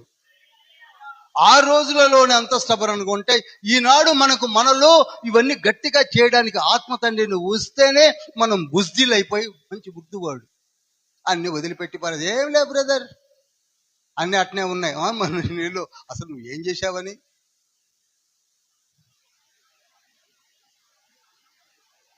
ఏం చేశావని. సజీవయాగముగా. అందుకే రోమీ పత్రికలోకి వస్తున్నాను. 8వ అధ్యాయము 12వ అధ్యాయం 7వ వచనం. రోమా 12:7. మనకు అనుగ్రహింపబడిన కృప చొప్పున వేరువేరు కృపావరములు కలిగిన వారమై ఉన్నాము గనుక ప్రవచన వరమైతే విశ్వాస పరిమాణం చొప్పున ప్రవచింతము. ఇక్కడ ఆగాను నేను, నిజానికి చెప్పాలంటే ఇక్కడ ఆగాను నేను. మనకు వేరు కృపావరాలు ఉన్నాయి. అవి 7 లిస్ట్ చేశాడు ఇక్కడ. ఇక వీటి విషయంలో కూడా డిబేట్లు పెట్టి అసలు హృదయం అయితే ఇవ్వలేదు. డిబేట్లు మాత్రం అందరూ పెడతారు. ఒక సెల్ ఫోన్ ఉంటే చాలు, ఇంటర్నెట్ ఉంటే చాలు. ఏమి లేవు. అసలు కృపావరాలు నీకు తెలుస్తాయి కదా. కృపావరాలు ఏమిటో నీకు తెలియదు, పరిచర్యలు నీకు తెలియదు, దేవుని కార్యాలు నీకు తెలియదు, అసలు ఏమీ తెలియదు. నోరుంది కదా అని పారేసుకోవడం తప్ప. ఇక్కడ 3 విషయాలు ఉన్నాయి. ఇక్కడ కృపావరములను వాడాడు. అదే 1 కొరింథీ పత్రిక 12వ అధ్యాయము 4వ వచనములో ఏమన్నాడనగా, కృపావరములు నానా విధములు అయి ఉన్నవి. పరిచర్యలు నానా విధములుగా ఉన్నవి గాని ప్రభువు ఒక్కడే. కృపావరములు నానా విధములుగా ఉన్నవి గాని ఆత్మ ఒక్కడే. చదవండి. నానా విధములైన కార్యములు కలవు గాని అందరిలోనూ అన్నిటినీ జరిగించు దేవుడు ఒక్కడే. ఇప్పుడు ఎన్నో చాలండి. ప్రతి విషయాన్ని దయచేసి ప్రియులారా, బైబిల్ స్టూడెంట్స్గా ఎవరైతే వస్తున్నారో, as a teacher I'm telling you, ప్రతి వచనాన్ని డిసెక్షన్ చేయండి. చదువుకుంటూ పోతే ఏది ఎక్కదు. ఇక్కడనే ఆయన వరములను గురించి చెబుతూ, కృపావరములు, పరిచర్యలు, నానా విధములైన దేవుని కార్యములు, మూడింటిని 3 అంకెలు వేసుకోండి, వాటిని హైలైట్ చేయండి. వీటన్నిటినీ జరిగించు దేవుడు ఒక్కడే. ఇది ట్రినిటీ. మనం విడదీసుకొని పొరపాటు పడుతున్నాం. దేవుని ప్రతి రూపములో నుంచి విడిపోయి మన మధ్యలోనికి దిగి వచ్చి కార్యములు జరిగించు త్రిత్వమైన దేవుని కార్యములే ఈ విధంగా జరిగించబడుతున్నాయి.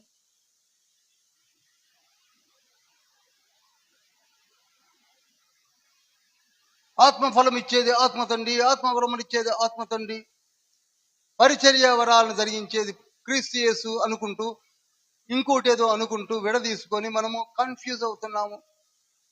మీ అందరికీ బాగా తెలుసు. ఒక ప్రశ్న వేస్తున్నాను. రక్షణ మనకు అనుగ్రహించింది ఎవరు? చెప్పరేమండి? యేసయ్య. అవునా? డౌట్ ఏమైనా ఉందా?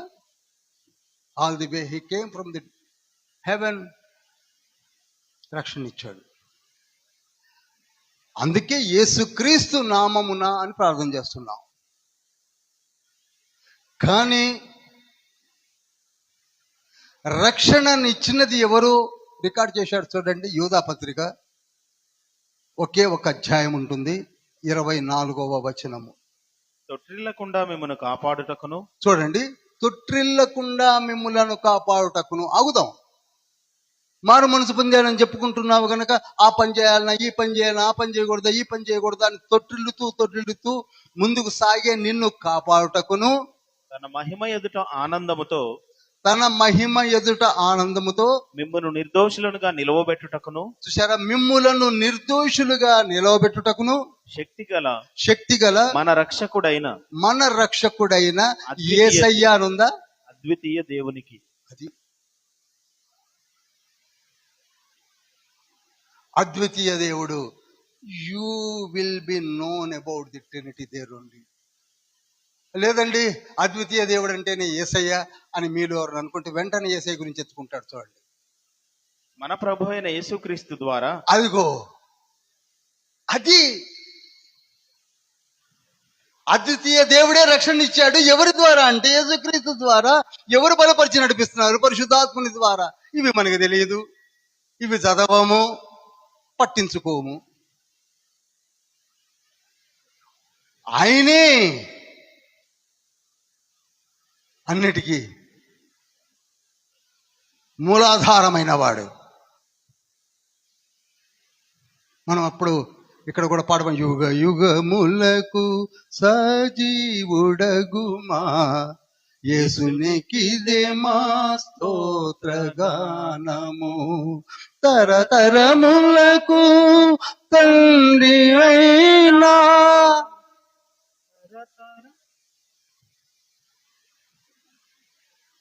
మా ప్రభువునకిదియే స్తుతిగానము.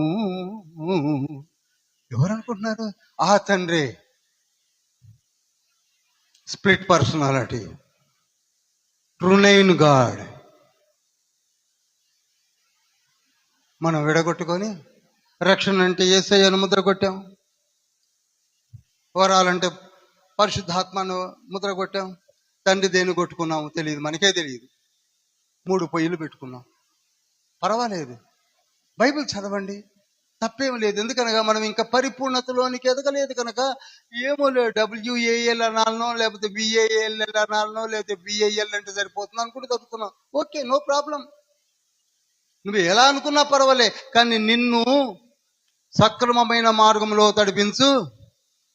1 కొరింథీ పత్రిక 2:10-11 ఆ ఆత్మ నీకు సమస్తమును బోధించి సక్రమమైన మార్గములో నడిపించుటకు తండ్రి సిద్ధపరిచాడు. అందుకే కొరింథీ పత్రిక చాలా ఇంపార్టెంట్ అన్న. హల్లెలూయా, హల్లెలూయా. ఇప్పుడు చెప్పండి, ఇక్కడ 7 వరాలు ఏమిటనగా ప్రవచన వరం ఉన్నది, గిఫ్ట్ ఆఫ్ ప్రాఫెసీ, మినిస్ట్రీ పరిచర్య ఉన్నది, బోధించువాడు టీచింగ్ ఉన్నది, ఎగ్జార్షన్ అంటారు హెచ్చరించువాడు ఉన్నది, పంచిపెట్టువాడు మనలో ఉన్నారు. తెలుసు కదా మీకు. ఏదైనా అడగండి, వెనకాడకుండగా ముందు నేను ఉన్నానని చెయ్యి గుప్పిలు విప్పుతాడు. సురేష్ గారు అంటాడు, tell me brother what you want అంటాడు. ఆ గుణం ఎక్కడి నుంచి వచ్చింది చెప్పరు, పరిశుద్ధాత్ముడి త్రిత్వ కార్యాల్లో ఇది ఉన్నది. పంచి పెడతాడంతే. ఆయన బోధించడు, ప్రవచించడు, స్టేజెస్ కట్టడు, ఏమి చేయడు, ఇచ్చేస్తాడు. ఏం కావాలి మీకు, వాట్ యు వాంట్. తర్వాత పై విచారణ చేయవాడు, రూలెత్, ఇంగ్లీష్ వర్డ్ బాగుంటుంది అది కింగ్ జేమ్స్ వర్షన్ లో. రూలెత్, ఆయన రూల్ చేస్తూ ఉంటాడు మన దగ్గర ఉన్న ప్రెసిడెంట్ లాగా. పై విచారణ చేస్తూ ఉంటాడు. ఎందుకండి మీరు లేటుగా వస్తున్నారు, ఎందుకండి ఎర్లీగా రారు, ఎందుకు బైబిల్ స్టడీ వీక్ అవుతుంది.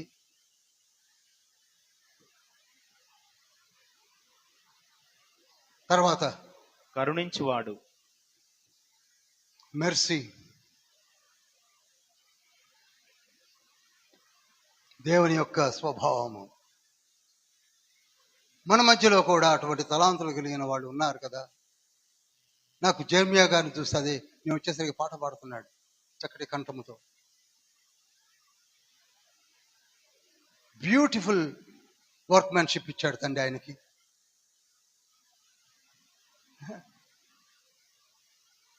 బెసలేలు లాగా,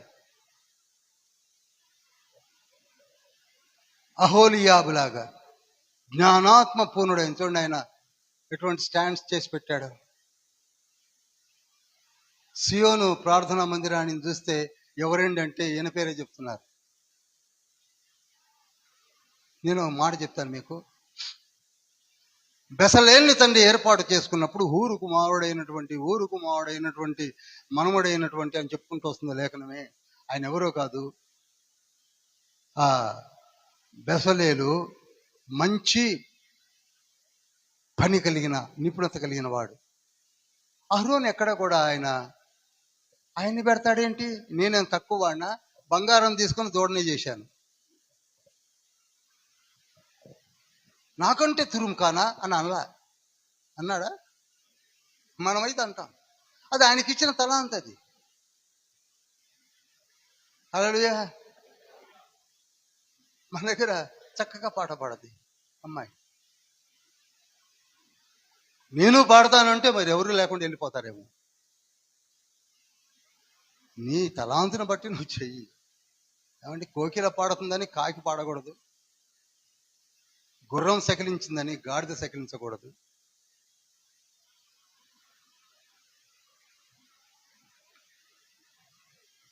ఎవరి తలాంతులను బట్టి వాళ్ళే చేయాలి. అందుకే మీరు ఒక వర్క్మెన్షిప్ గా చేయాల్సింది ఏంటంటే, బెసలేలు ఏం చేయగలిగాడు, అహోలియాబు ఏం చేయగలిగాడు. వజ్రాల్ని సానపట్టాలంటే, చిన్న చిన్న వజ్రాలను తయారు చేయాలంటే, ఎఫోదులను కుట్టాలంటే, కర్టన్స్ అన్నింటిని కుట్టాలంటే, ఒకరికి వైవిధ్యమైనటువంటి టాలెంట్ని ఇచ్చాడు తండ్రి. ఆ ఇద్దరి చేతనే అద్భుతమైనటువంటి ఆ గుడారమును, ట్యాబర్నికల్ని ఏర్పరచగలిగాడు తండ్రి. అదేవిధంగా మన ఆలయంలో కూడా ఒక్కొక్కరిని ఏర్పరచుకొని పిలిపిస్తుంటాడు. వారిని చూసి జెలస్, మనలో అదొకటి వచ్చింది రోగం. ఎదగం, గుంజేస్తాం వెనక్కి.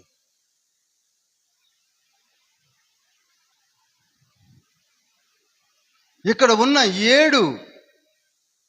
ఏడు తలాంతులను తండ్రి కృపావరములుగా ఇచ్చాడు అని చెప్పాడు. అక్కడ కృపా వరములను గురించి చెప్పాడు, కొరింథీయులో చెప్తాను. ఆత్మ ఫలము గురించి చెప్పాడు, ఎక్కడ చెప్పాడు? గలతీలో చెప్పాడు. వీటన్నిటిని మనము క్లబ్ చేసుకొని జుట్టు పీక్కుంటూ అర్థం కాక అవి లేవు బ్రదర్, ఇవి లేవు బ్రదర్ అనే దగ్గరికి వచ్చాం. కనుక 13వ అధ్యాయంలోనికి వచ్చేసరికి నీవు మార్పు చెందావు, పరిశుద్ధాత్ముడు నీలో కార్యములు చేస్తున్నాడు, నీ పాపములన్నిటినీ వదిలివేశాడు, తుడిచివేశాడు, ఆత్మను సంచకరువుగా ఇచ్చాడు. నీవు నా కుమార్తెవు, నా కుమారుడు అని ఏర్పరచుకున్నాక నీవు జీవించవలసింది ఎక్కడనగా 12వ వచనంలో, రాత్రి చాలా గడిచి పగలు సమీపంగా ఉన్నది కనుక మనము అంధకార క్రియలను విసర్జించి తేజ సంబంధమైన యుద్ధోపకరణములను ధరించుకుందాము. వదిలేద్దాం. అసలు వాటి మీద నేను మొన్ననే పోయిన ఆదివారమే చెప్పాను. మొన్ననే ఏంటి? మన మనస్సు, మన ఆత్మ, మన శరీరం. మారు మనసు పొందాక కూడా ఉండదంటే ఉంటుంది. ఆ 3 మనలో ఉన్నాయి కనుక ఉంటుంది. కానీ బలహీనమైపోయి 2 ఉంటాయి, బలంగా ఒకటి ఉంటుంది. ఆ బలమైనది బలహీనమైన వాటిని పక్కకు తోసి పారేస్తుంటుంది. కనుకనే పరిశుద్ధులు పరిశుద్ధులుగానే ఉంటారు, పాపులు పాపులుగానే ఉంటారని ప్రకటన గ్రంథము 22వ అధ్యాయము 11, 12 వచనాలు చెప్పడం జరిగింది. 9, 10, 11 వచనాలు. ఎందుకనగా మారు మనసు పొందిన వారు పాపులుగానే ఉంటారు, మారు మనసు పొందిన వారు పరిశుద్ధులుగానే ఉంటారు. వారు ఇటు రారు, వీరు అటు పోరు. 4 సంవత్సరాలు ఇక్కడ బైబిల్ స్టడీ జరుగుతుంది. రేపు గుడ్ ఫ్రైడే 7 మాటలు వినటానికి సిద్ధపడుతున్నాం. ఈస్టర్ పండుగ కానీ ఆదివారం నాడు గొప్ప పండుగ జరిగించబోతున్నాం. ఎంతమంది మీ పేర్లు ప్రెసిడెంట్కో పాస్టర్ గారికో ఇచ్చారా? ఒక్కళ్ళైనా ఇస్తే వారు ధన్యులు. ఎందుకనగా పునరుద్ధాన దినమున పునరుద్ధాన జీవితాన్ని ఆరంభించడం ఎంత గొప్పదండి.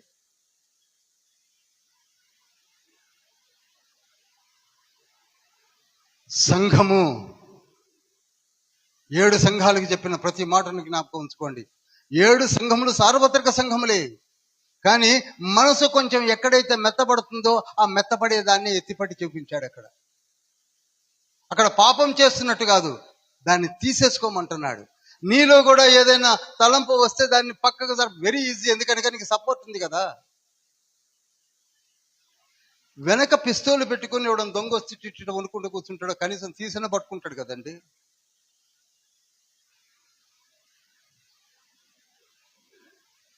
దగ్గర ఉంది కదా.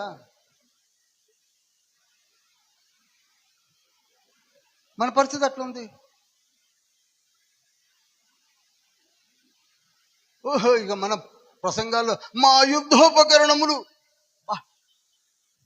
2వ కొరింథీ పత్రిక 10వ అధ్యాయం 4వ వచనంలో, ఇహలోక సంబంధమైనవి కాదు కానీ ఎంతటి దుర్గములైనను పడద్రోయగల.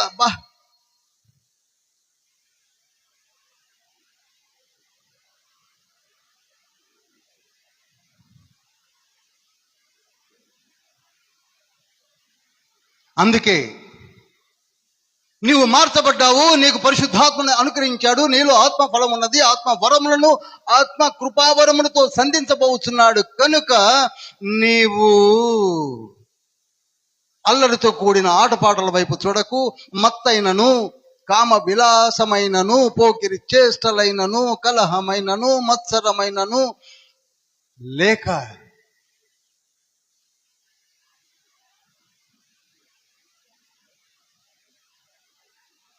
ఏమంటే ఒక టీవీ సీరియల్ చూసినంత పెద్ద పాపమా? కాదు. నేను ఎన్నో మార్లు చెప్పాను. అలా అని ఇప్పుడు మా పాస్టర్ గారే చెప్పారు టీవీ సీరియల్ చూడమని అనకండి. మన భాగవతం కంటే అదేం పెద్ద భాగవతం ఏం కాదు. కానీ నీ మనసే దాని వైపు ఉండకుండా చేసే ఆత్మ తండ్రి ఉన్నాడు. అది రోజులు మారుతున్నాయి, పరిస్థితులు మారుతున్నాయి. మిడిమిడి జ్ఞానంతో చాలా మంది వచ్చేశారు. కానీ మనం అటువంటి వారము కాదు. నిన్నే వాడుకోబోతున్నాడు దివ్యమైన జ్ఞానము చేత. ప్రతి ఒక్కరిని లేవనెత్తబోతున్నాడు జ్ఞానముతో.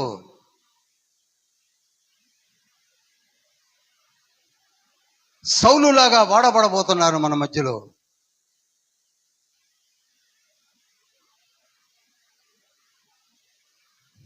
ఇక 14వ అధ్యాయంలోనికి వచ్చేసరికి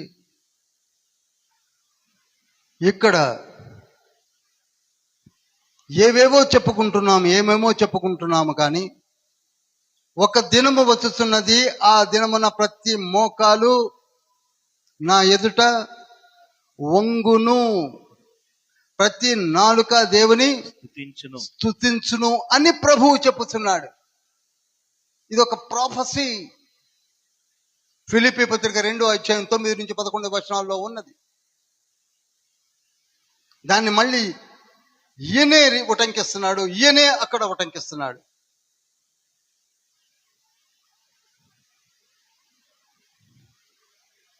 ఒక ప్రవచనం అది యెషయా గ్రంథం 45వ అధ్యాయం 22వ వచనంలో ఉన్నది. ప్రతి నాలుక స్తుతిస్తుంది. నేను మొన్న ఆదివారమే చెప్పాను, స్థితిని మారుస్తుందని. అది మనం చెయ్యం. అసలు మనం తెలిస్తే ఆ స్థుతి అంటే ఏమిటో.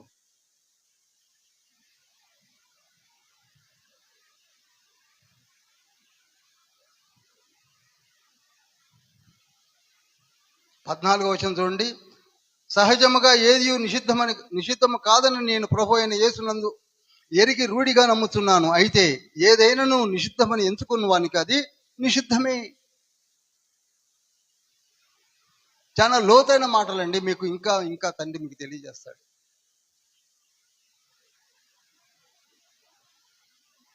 నీవు ఒకటి వదిలిపెడుతున్నావు అనగా నీ గురి పెరుగుతుంది అని అర్థం. పౌలు గారు సమస్తమును పెంటగా ఎంచుకొని ఏవో వదిలేశాట అక్కడ లిస్ట్ ఇవ్వలే. కానీ ఎందుకని కానీ గురి మారుతుంది. 4 వాయిలు బిర్యానీ తీరే వాడి గురి ఎక్కడుంది? బిర్యానీ మీద ఉంది. సామెతల గ్రంథం 23వ అధ్యాయం 2వ వచనంలో. ఈ నెల ఆదాయం 1,00,000 వచ్చిందేంటి, ఒక 2 లక్షలు వస్తే బాగుండు అని ఆలోచించే వాడి గురి ఎక్కడుంది? అక్కడనే 4వ వచనంలో చెప్పాడు. 23:4 సామెతలు. నీ గురి ఎంతసేపు డబ్బు మీదనే. ప్రసంగి గ్రంథం 5వ అధ్యాయం 10వ వచనం. ధన సంపాదన అనుభవిస్తా అంటే అనుభవించడు. సంపాదనే సంపాదన. ఎందుకు సంపాదిస్తున్నాడు అడిగే తెలియదు.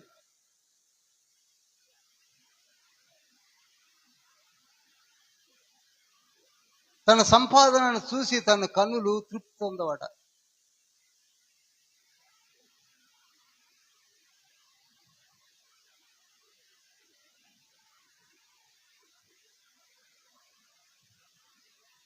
మొదటి తిమోతి పత్రిక 6వ అధ్యాయము 9 నుంచి 12 వచనాల్లో కూడా అదే మాట రాశాడు.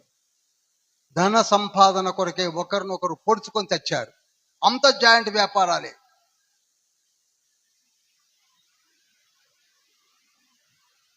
ఇవన్నీ కూడా అందుకే ఇక్కడ వెరీ క్లియర్గా చెప్పాడు. ఇంకా ఎక్స్ప్లెయిన్ చేయవలసిన అవసరం లేదు. నీవు ఏం చేయాలంటే వీటన్నిటిని వదిలివేయి. నీకొక్క ఏం కావాలండి? అందుకే అనుదిన ఆహారము నాకు దయచేయము, నాకు ఏది తక్కువ కాకుండా చూసుకో ప్రభువా. ఎక్కువైనా నాకు తలకాయ నొప్పే, తక్కువైనా నేను దూషిస్తానేమో అన్నాడు కదా. ఎక్కడ? సామెతల గ్రంథం 30 అధ్యాయం 7, 8, 9 వచనాల్లో అన్నాడు. మన బాపతది. నేను మొన్న ఆదివారం కూడా చెప్పా, ఎంత ప్రార్థన చేసినా ఏమీ జరగటం లేదని గుడిని అంటున్నాడు. గుడి ఎందుకు జరిగిద్ది? మనం జరగాలి.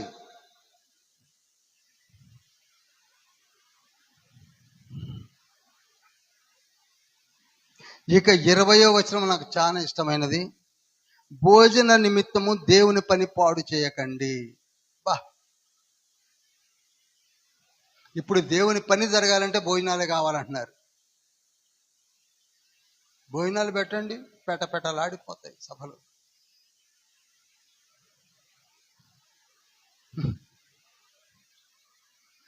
అవే మాటలు ఇక్కడ అన్నాడు. 21వ వచనం, మాంసమును తినుట గాని ద్రాక్షారసము త్రాగుట గాని నీ సహోదరునికి అడ్డము కలగజేయున్నది మరి ఏదైనాను కానీ మనం ఎందుకు మానేస్తాం? ప్రతి లేఖనాన్ని జాగ్రత్తగా చదవండి. ప్రతి దానికి ఒకదానికి ఒకటి ఇంటర్లీడ్గా పనిచేస్తున్నాయి. ఇక 15వ అధ్యాయంలోనికి వచ్చేసరికి చూడండి, పాత నిబంధన గ్రంథములలో ఉన్న పాత్రలన్నీ కూడా మనకు బోధ నిమిత్తము వ్రాయబడి ఉన్నవి అన్న సంగతిని అనేక మార్లు చెప్పాను.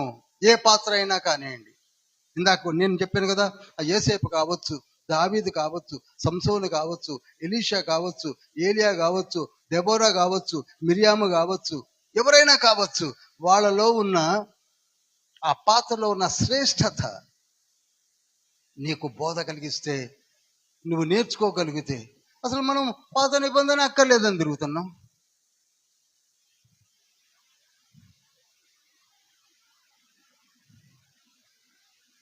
అన్య జనాంగమును గురించిన ఆ రోజులలో అన్య జనాంగమునకు అసలు పరలోక రాజ్యమే లేదని చెప్పుకునే వారి కొరకు 15వ అధ్యాయాన్ని కేటాయించాడు. 15వ అధ్యాయం అంతా కూడా కేటాయించాడు. అన్య జనులను తండ్రి యూదులతో పాటు సమాన వారసులుగా ఏర్పరచుకున్నాడని రోమా పత్రిక నుంచి మొదలుపెట్టి 14 పత్రికల్లో ఎక్కడ సమయం దొరికితే అక్కడ రాస్తూ వచ్చాడు.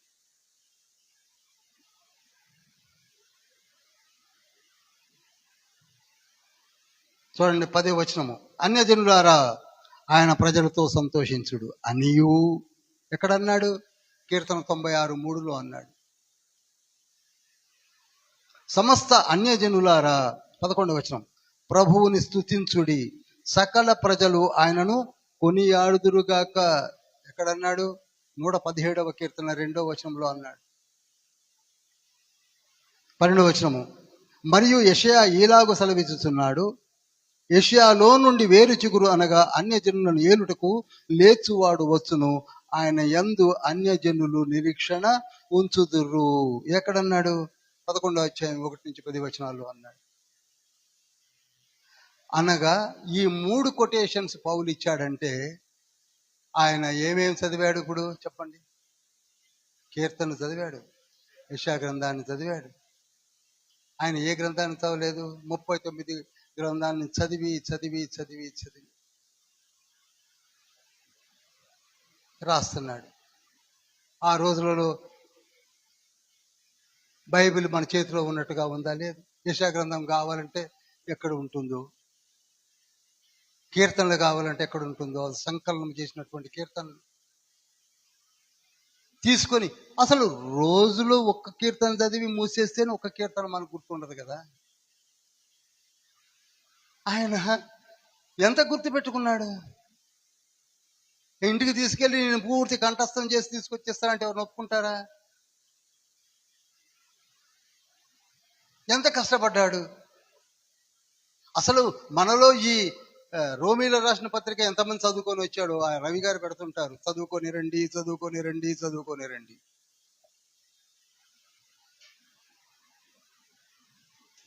ఇక 16వ అధ్యాయము లాస్ట్ అధ్యాయములో నేను 5 నిమిషాల్లోనే క్లోజ్ చేస్తున్నాను. నాకు ఇచ్చిన టైంని 7:15 వచ్చింది కనుక 9:15 వదిలేస్తున్నాను. ముందు సంఘ పరిచారకురాలైన ఫీబేని గుర్తు చేస్తున్నాడు. స్త్రీలు బోధించడానికి వీలు లేదు అనేవారు ఈ ఫీబే గురించి ఆలోచించండి, డీకనెస్ గురించి. నేను చాలాసార్లు చాలా విషయాలు చెప్పాను, ఇక చెప్పడానికి నాకు సమయం లేదు. ఆ తర్వాత 3వ వచనంలో అకుల ప్రిస్కిల్లాలు నా జత పనివారు నా జత పనివారు అంటే అర్థం ఏంటండి? ఆయనతో పాటు పని చేశారు, ఈక్వల్ స్టేటస్. అకుల్లో పర్వాలేదు కానీ ప్రిస్కిల్లా పనికి మాలుదాను అన్నాడా? నా జత పనివారైనా అన్నాడు. ఇది కూడా అర్థం కాదండి.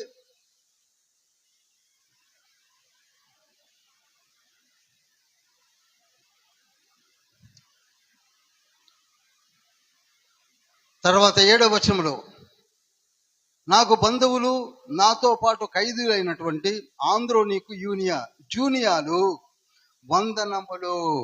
అపోస్తులలో ప్రసిద్ధికెక్కిన వారు నాకంటే ముందుగా క్రీస్తునందున్నవారు.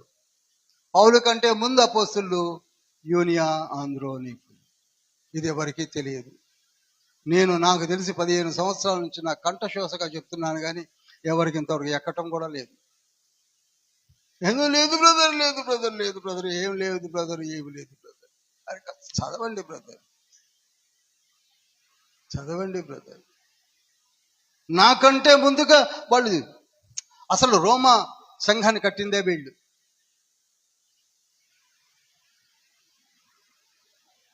ఇక తర్వాత చూడండి, 8 నుంచి మీరు 22 వరకు చూస్తే అంప్లియోతట, ఉర్భాట, సాకునకోట, అపల్లేకు, అరిస్టోబులసు, యూసు, నార్కిస్సు, త్రోఫికి, పెర్సునకు, తర్వాత రూఫస్ తల్లి చూసారా? రూఫస్ ఎవరో తెలుసా? కురేనీయుడైన సీమోని యొక్క కొడుకు. ఆమె తల్లి కూడా గుర్తుపెట్టుకున్నాడు, మనం గుర్తుపెట్టుకోం. ఆ తర్వాత ఇక పేర్లన్నీ మీరు చదవండి, నోరు కూడా తిరగదు, నాకు నోరు కూడా తిరగదు. అన్ని చెప్పి 20వ వచనం చక్కటి మాట, సమాధానకర్తయగు దేవుడు అనగా మూర్తిభవించిన ట్రినిటీ గాడ్, సమాధానకర్త అయిన దేవుడు ఏం చేశాట? సాతానును మీ కాళ్ళ కింద శీఘ్రముగా చితుక తొక్కించును. ఇది రిజిస్టర్ చేసుకోండి.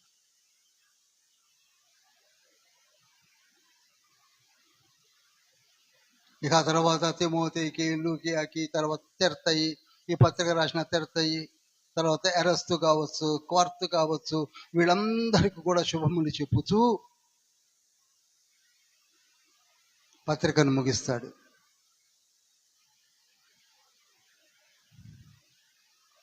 రోమ పత్రిక అద్భుతమైన పత్రిక. నేను నిజంగా చెప్పాలంటే ఇంకా చెప్పవలసింది చాలా ఉంది.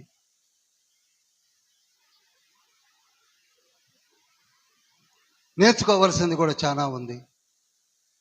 మొట్టమొదటగా నేను చివరిగా చెప్తున్నాను, మీలో ఎవరైతే పాపి అనుకుంటూ ఉన్నారో వారు ఇక ముందు మారు మనసు పొంది బాప్తిస్మము నిజంగా తీసుకుంటే పాపి అనే మాట అనకండి ప్లీజ్.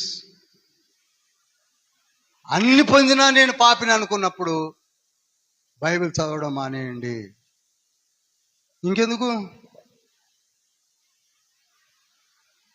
ఇంకెందుకండి? ఏమీ చెయ్యలేనటువంటి బైబిలు, ఏ రక్షణ ఇవ్వలేనటువంటి యేసయ్య, నిన్ను కూడా మంచి మార్గంలో నడిపించలేని పరిశుద్ధాత్ముడు మరి ఏం చేస్తున్నట్టు? ఎవరి కొరకు చేస్తున్నట్టు? యోహాను సువార్త 14:26లో ఎంత చక్కటి మాట, ఆ రక్షణ సువార్తను నీకు ప్రకటించబడాలంటే ఎవరు రావాలి? ఆదరణకర్త రావాలి. యోహాను సువార్త 15:26 వచనంలో కూడా ఆ ఆదరణకర్త నన్ను గూర్చి సాక్ష్యం ఇచ్చును. యోహాను సువార్త 16:7-9 వచనాల్లో కూడా మీలో ఉండి మీలో సమస్తమును బోధించి మీలో మారు మనసును తీసుకుని వచ్చి మీకు తీర్పును గురించి చెప్పి పరలోకమును గురించి చెప్పి, అసలు ఏది చెప్పాడు అన్నీ చెప్తాడు. పరలోకం ఎలా ఉందో చెప్తాడు, నరకం ఎలా ఉందో చెప్తాడు, పరదేశం ఎక్కడుందో చెప్తాడు, షియోల్ ఎక్కడుందో చెప్తాడు, హేడేస్ ఎక్కడుందో చెప్తాడు, అన్నీ చెప్తాడు. అంతేగాని నోటికొచ్చింది పేలుకుంటా మారు మనసు లేకుండగా నీ ఇష్టం వచ్చింది చెప్పుకొని ఇదే రూఢిగా చెప్పుకుంటూ వెళ్ళడానికి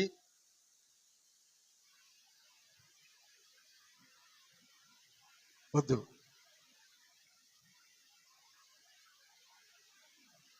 వద్దు, మనం మారాలి. రోమా పత్రికను ధ్యానించిన తర్వాత కూడా మారని వాళ్ళు ఉన్నారు అంటే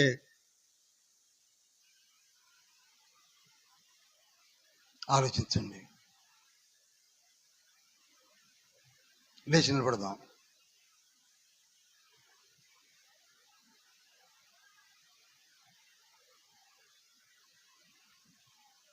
ఏ ప్రీచర్ షుడ్ హ్యావ్ 7 steps. ఇప్పుడు నేను చెప్తాను. ఒక బోధకునకు 7 మెట్లు ఎక్కాలి. పాస్టర్స్ సమావేశంలో చెప్పాలి అది. ఫస్ట్ మెట్టే holiness.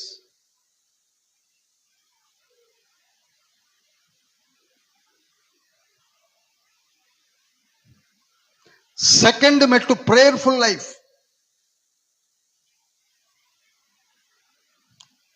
Third step reading the Bible. Without reading the Bible you will not become a pastor. Fourth step, close walk with God. ఎక్కడెక్కడో బొర్లు వచ్చి నిలబడి చెప్పడం కాదు.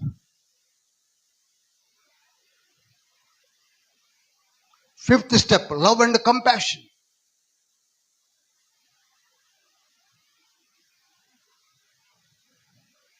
ఆరో మెట్టు clean conduct and character. Clean conduct and character.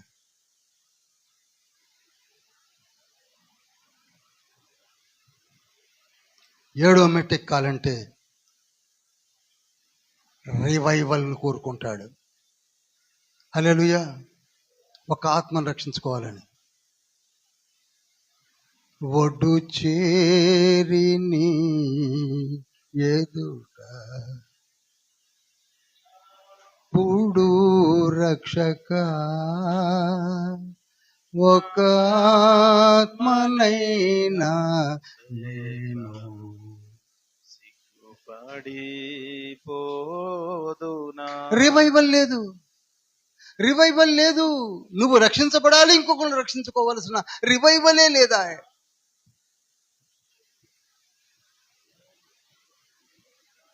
ఈ 7 steps ఎవరికి కావాలి? పాస్టర్స్ కావాలి, ప్రీచర్స్ కావాలి, ఇవాంజలిస్టులు కావాలి.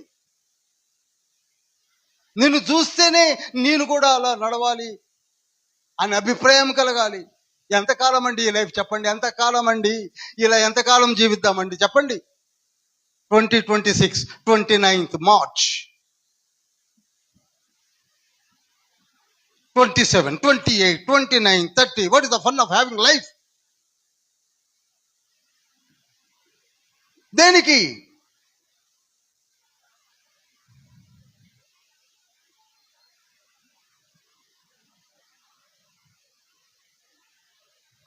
రెండు చేతులు పైకెత్తుదాం. ప్రభువా, రోమపత్రికను మీరు మాతో ధ్యానింపచేశారు. మొదటి అధ్యాయం నుంచి మారు మనస్సును గురించి వివరిస్తూ అంచెలంచెలుగా మీ సిలువ నిర్గమమే మా పరిపూర్ణ మారు మనస్సునకు సాదృశ్యమని చెప్పారు 6వ అధ్యాయంలో. 7వ అధ్యాయంలో అన్నారు, ఇక మీరు ఇదివరకు చేసినవన్నిటినీ చేయకుండా ఆపే ఒక శక్తివంతుడైన ఆత్మను మీలో ఉంచబోతున్నాను అని వాగ్దానం చేసిన ఆత్మ తండ్రి యొక్క కార్యములు 8వ అధ్యాయంలో చెప్పించాడు. ధన్యులము, ధన్యులము. 9వ అధ్యాయములో ఆయనే దిగి వచ్చాడు. నిరంతరము స్తోత్రార్హుడైన యేసయ్యే దిగి వచ్చాడు. 10వ అధ్యాయంలో ఆయన వచ్చి మీకు బోధిస్తున్నప్పటికీ ఇంకా రిలీజియస్ లైఫ్, ఇంకా నటనా జీవితము, ఇంకా ఇంకా ఇంకా ఇంకా ఏమి బావుకు తినాలనుకుంటున్నారు అని 10వ అధ్యాయంలో గద్దించాడు. ఒకవైపు సువార్త ప్రకటించే సుందరము లాంటి పాదములు కలిగిన వారు వచ్చి చెప్పుచుండగా, యేసు అనే నామమును చెవులోనికి దూరకుండగా ప్రయత్నం చేస్తున్న మీరు ఎప్పుడు మారతారని అడిగాడు. 11వ అధ్యాయములో మారండి, యేసయ్యకు గ్రాఫ్ట్ అవ్వండి, ఆ వేరులోని సారమును మీరు పొందుకోండి, సంఘముగా కూడండి, పరివర్తన మీలోకి వస్తుంది. 11వ అధ్యాయంలో చెప్పాడు. 12వ అధ్యాయం ఇందాకనే ధ్యానించాము. సజీవ యాగముగా మీ శరీరములను తండ్రికి సమర్పించుకున్నట్లయితే కృపా వరములు మీకు అనుగ్రహించబడతాయి. 13వ అధ్యాయములో అన్నాడు, మీరు వెలుగు సంబంధులు కనుక చీకటి విషయమై దూరంగా ఉంచే తండ్రి మాట వినండి, ఆత్మ తండ్రి మాట. 14వ అధ్యాయంలో చెబుతున్నాడు, మీరు శ్రేష్టమైన జనాంగము. ప్రతి నాలుక, ప్రతి మోకాలు ఆయన నామములో వంగే రోజులు వస్తున్నాయి. అది మీతోటే, మీ చేతనే జరిగిస్తానని చెప్తున్నాడు తండ్రి. 15వ అధ్యాయంలో ప్రతి పాత్ర, నీ ముందు ఉన్న పాత్రను గమనించండి. పౌలు కావచ్చు, పేతురు కావచ్చు, ఏలియా కావచ్చు, మిరియాము కావచ్చు, దెబోరా కావచ్చు, అన్న కావచ్చు, సుమియోను కావచ్చు, మోషే కావచ్చు, అహరోను కావచ్చు, బెసలేలు కావచ్చు, అహోలియాబు కావచ్చు. నీవు కూడా అటువంటి పాత్రవు కాలేవా అని అన్నాడు 15వ అధ్యాయం అంతట్లో. 16లో అంటున్నాడు, వారందరూ సేవ చేసి తరించారు, మరి నీవేం చేస్తున్నావు? నాకంటే ముందుగా ఉన్న ఆంద్రోనీకు యూనియాలు ఒక సంఘాన్ని కట్టారు. అకుల ప్రిస్కిల్లాలు తమ ఇంట సంఘమును ఏర్పరిచి ధర్మశాస్త్ర వేదులైనటువంటి అపొల్లోకే యేసుక్రీస్తు ప్రభు వారి యొక్క సువార్త పరిచర్యను వివరించారు. మరి మనం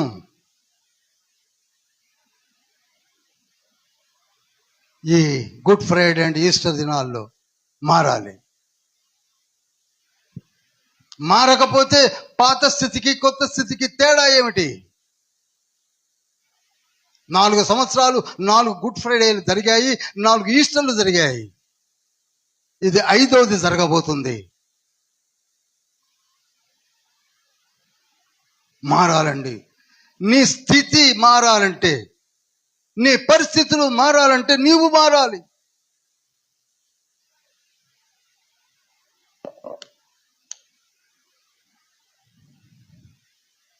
రెండు చేతులు పైకెత్తిన మనం, యేసయ్యా నా స్థితిని మార్చండి. నీకు కొంచెం మేము దూరం అయితే చాలు, మా పరిస్థితులే మాకు దూరం అవుతున్నాయి. నేను గ్రహించాను ప్రభు, మీతో అంటుగట్టబడి ఉన్నంత కాలము మమ్మల్ని ఎవరూ కదిలించలేరు, ఎవరూ ముట్టుకోలేరు. అటువంటి ప్రొటెక్షన్ తండ్రి ఇస్తున్నాడు. అందుకే యోబుతో అన్నాడు కదా సాతానుడే, ఆయన ఇంటి చుట్టూ నువ్వు కంచెనే నాటి ఉన్నావు కనుక నేను ముట్టలేను అన్నాడు. మన ఇంటి చుట్టూ కూడా నీవు మారినప్పుడు ఆ కంచె ఉన్నది, ఆ హెడ్జ్ ఉన్నది. ఇవి మాటలు కాదండి, సీరియస్గా తీసుకోండి.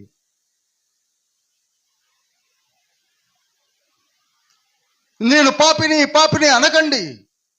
నీవు ఆయన కుమార్తెవు, ఆయన కుమారుడవు.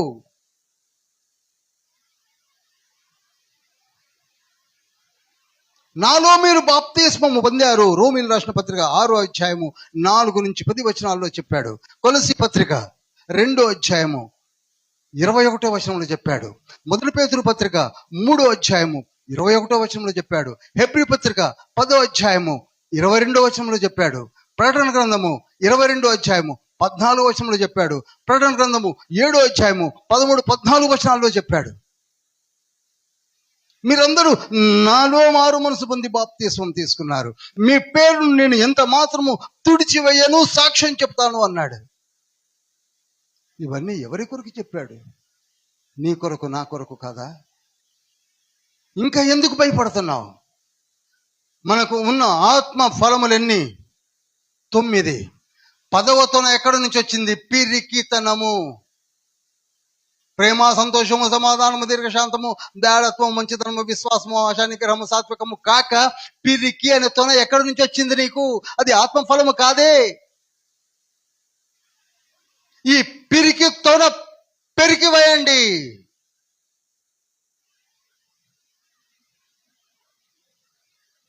ధైర్యము కావాలి.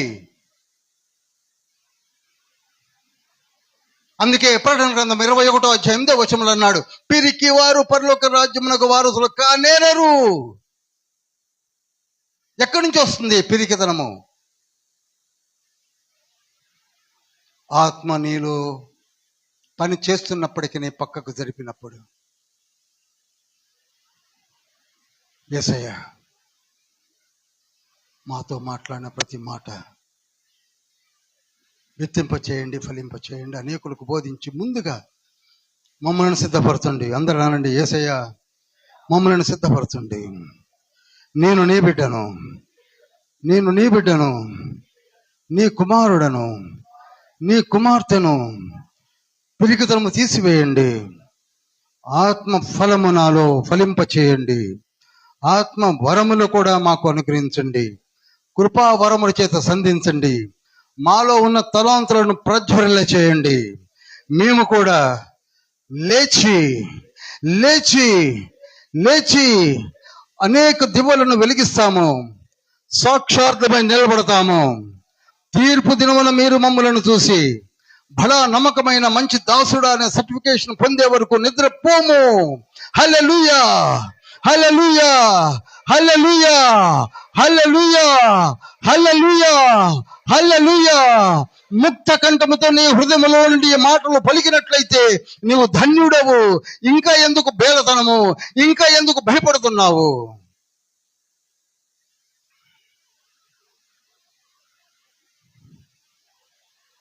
మహోన్నతుడా, పరిశుద్ధుడా, పరలోకపు తండ్రి, రోమా పత్రికను ధ్యానింప చేశారు. వచ్చే వారం కొరింథీ పత్రికలోనికి వెళుతున్నాం. మీ బిడ్డలమైన మేము మారు మనసు పొందాము. ఆత్మను కూడా మీరు మాకు అనుగ్రహించారు. రేపు పునరుద్ధాన దినమున 5వ తారీఖు ఏప్రిల్న మారు మనసు పొందుటకు సిద్ధంగా ఉన్నారు. ధన్య జీవులు. Beautiful decisions they have taken, my lord. మీరు ఏవేవి బోధించమన్నారో వాటిని విని వారు తీసుకున్న నిర్ణయాన్ని బట్టి కూడా ఆలోచిస్తున్నాం. సంఘ పెద్దలను మరీ ముఖ్యముగా దీవించండి. సంఘ కాపరిని, వారి కుటుంబంను దీవించండి. సంఘంలో జరుగుతున్నటువంటి అత్యున్నతమైన సేవను మీరు బలపరచండి. మా మధ్యలోనికి నడిపించబడిన కాపర్లను, ఇవాంజలిస్టులను మీ పాదము చెంత ఉంచాము. స్త్రీలను మరి ముఖ్యముగా మీ పాదము చెంత ఉంచాము. వారి కుటుంబాల కొరకే వారే చేస్తున్న ప్రార్థన, యాచనను మీరు విని ఉన్నారు తండ్రి. మా ప్రార్థనలు ఆలకించండి. ఇదే సంఘములో పాలవంతులో ఉన్న 60 సంఘాలలో ప్రతి సంఘములో నుండి యోగ్యులైన మీ నీ బిడ్డలను లేవనెత్తి, భూమిని తలకందులు చేయవారుగా లేవనెత్తి, వారిని మీ పాదము చెంత సాక్షార్థమై నిలబడినట్లుగా కృపా వరముల చేత దీవించి ఆశీర్వదించమని యేసయ్య పరిశుద్ధ నామములో అతి వినయంతో వేడుకుంటున్నాం పరమ తండ్రి. Amen, amen. పరలోకమందున్న మా తండ్రి, నీ నామం పరిశుద్ధపరచును గాక, నీ రాజ్యం వచ్చును గాక.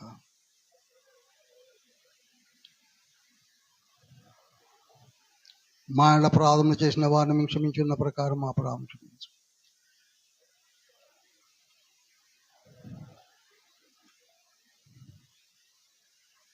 యేసుక్రీస్తు ప్రభులు వారి యొక్క కృపయు, తండ్రి అయిన దేవుని ప్రేమయు, పరిశుద్ధాత్మ యొక్క అన్యోన్య సహవాసము మనకను సార్వత్రిక సంఘమునకు తోడై నీడై ఉండును గాక. ప్రభు యేసు రక్తమే జయము, ప్రభు యేసు నామమే జయము, ప్రభు యేసు రక్తమునికే సంపూర్ణ విజయము కలుగును గాక.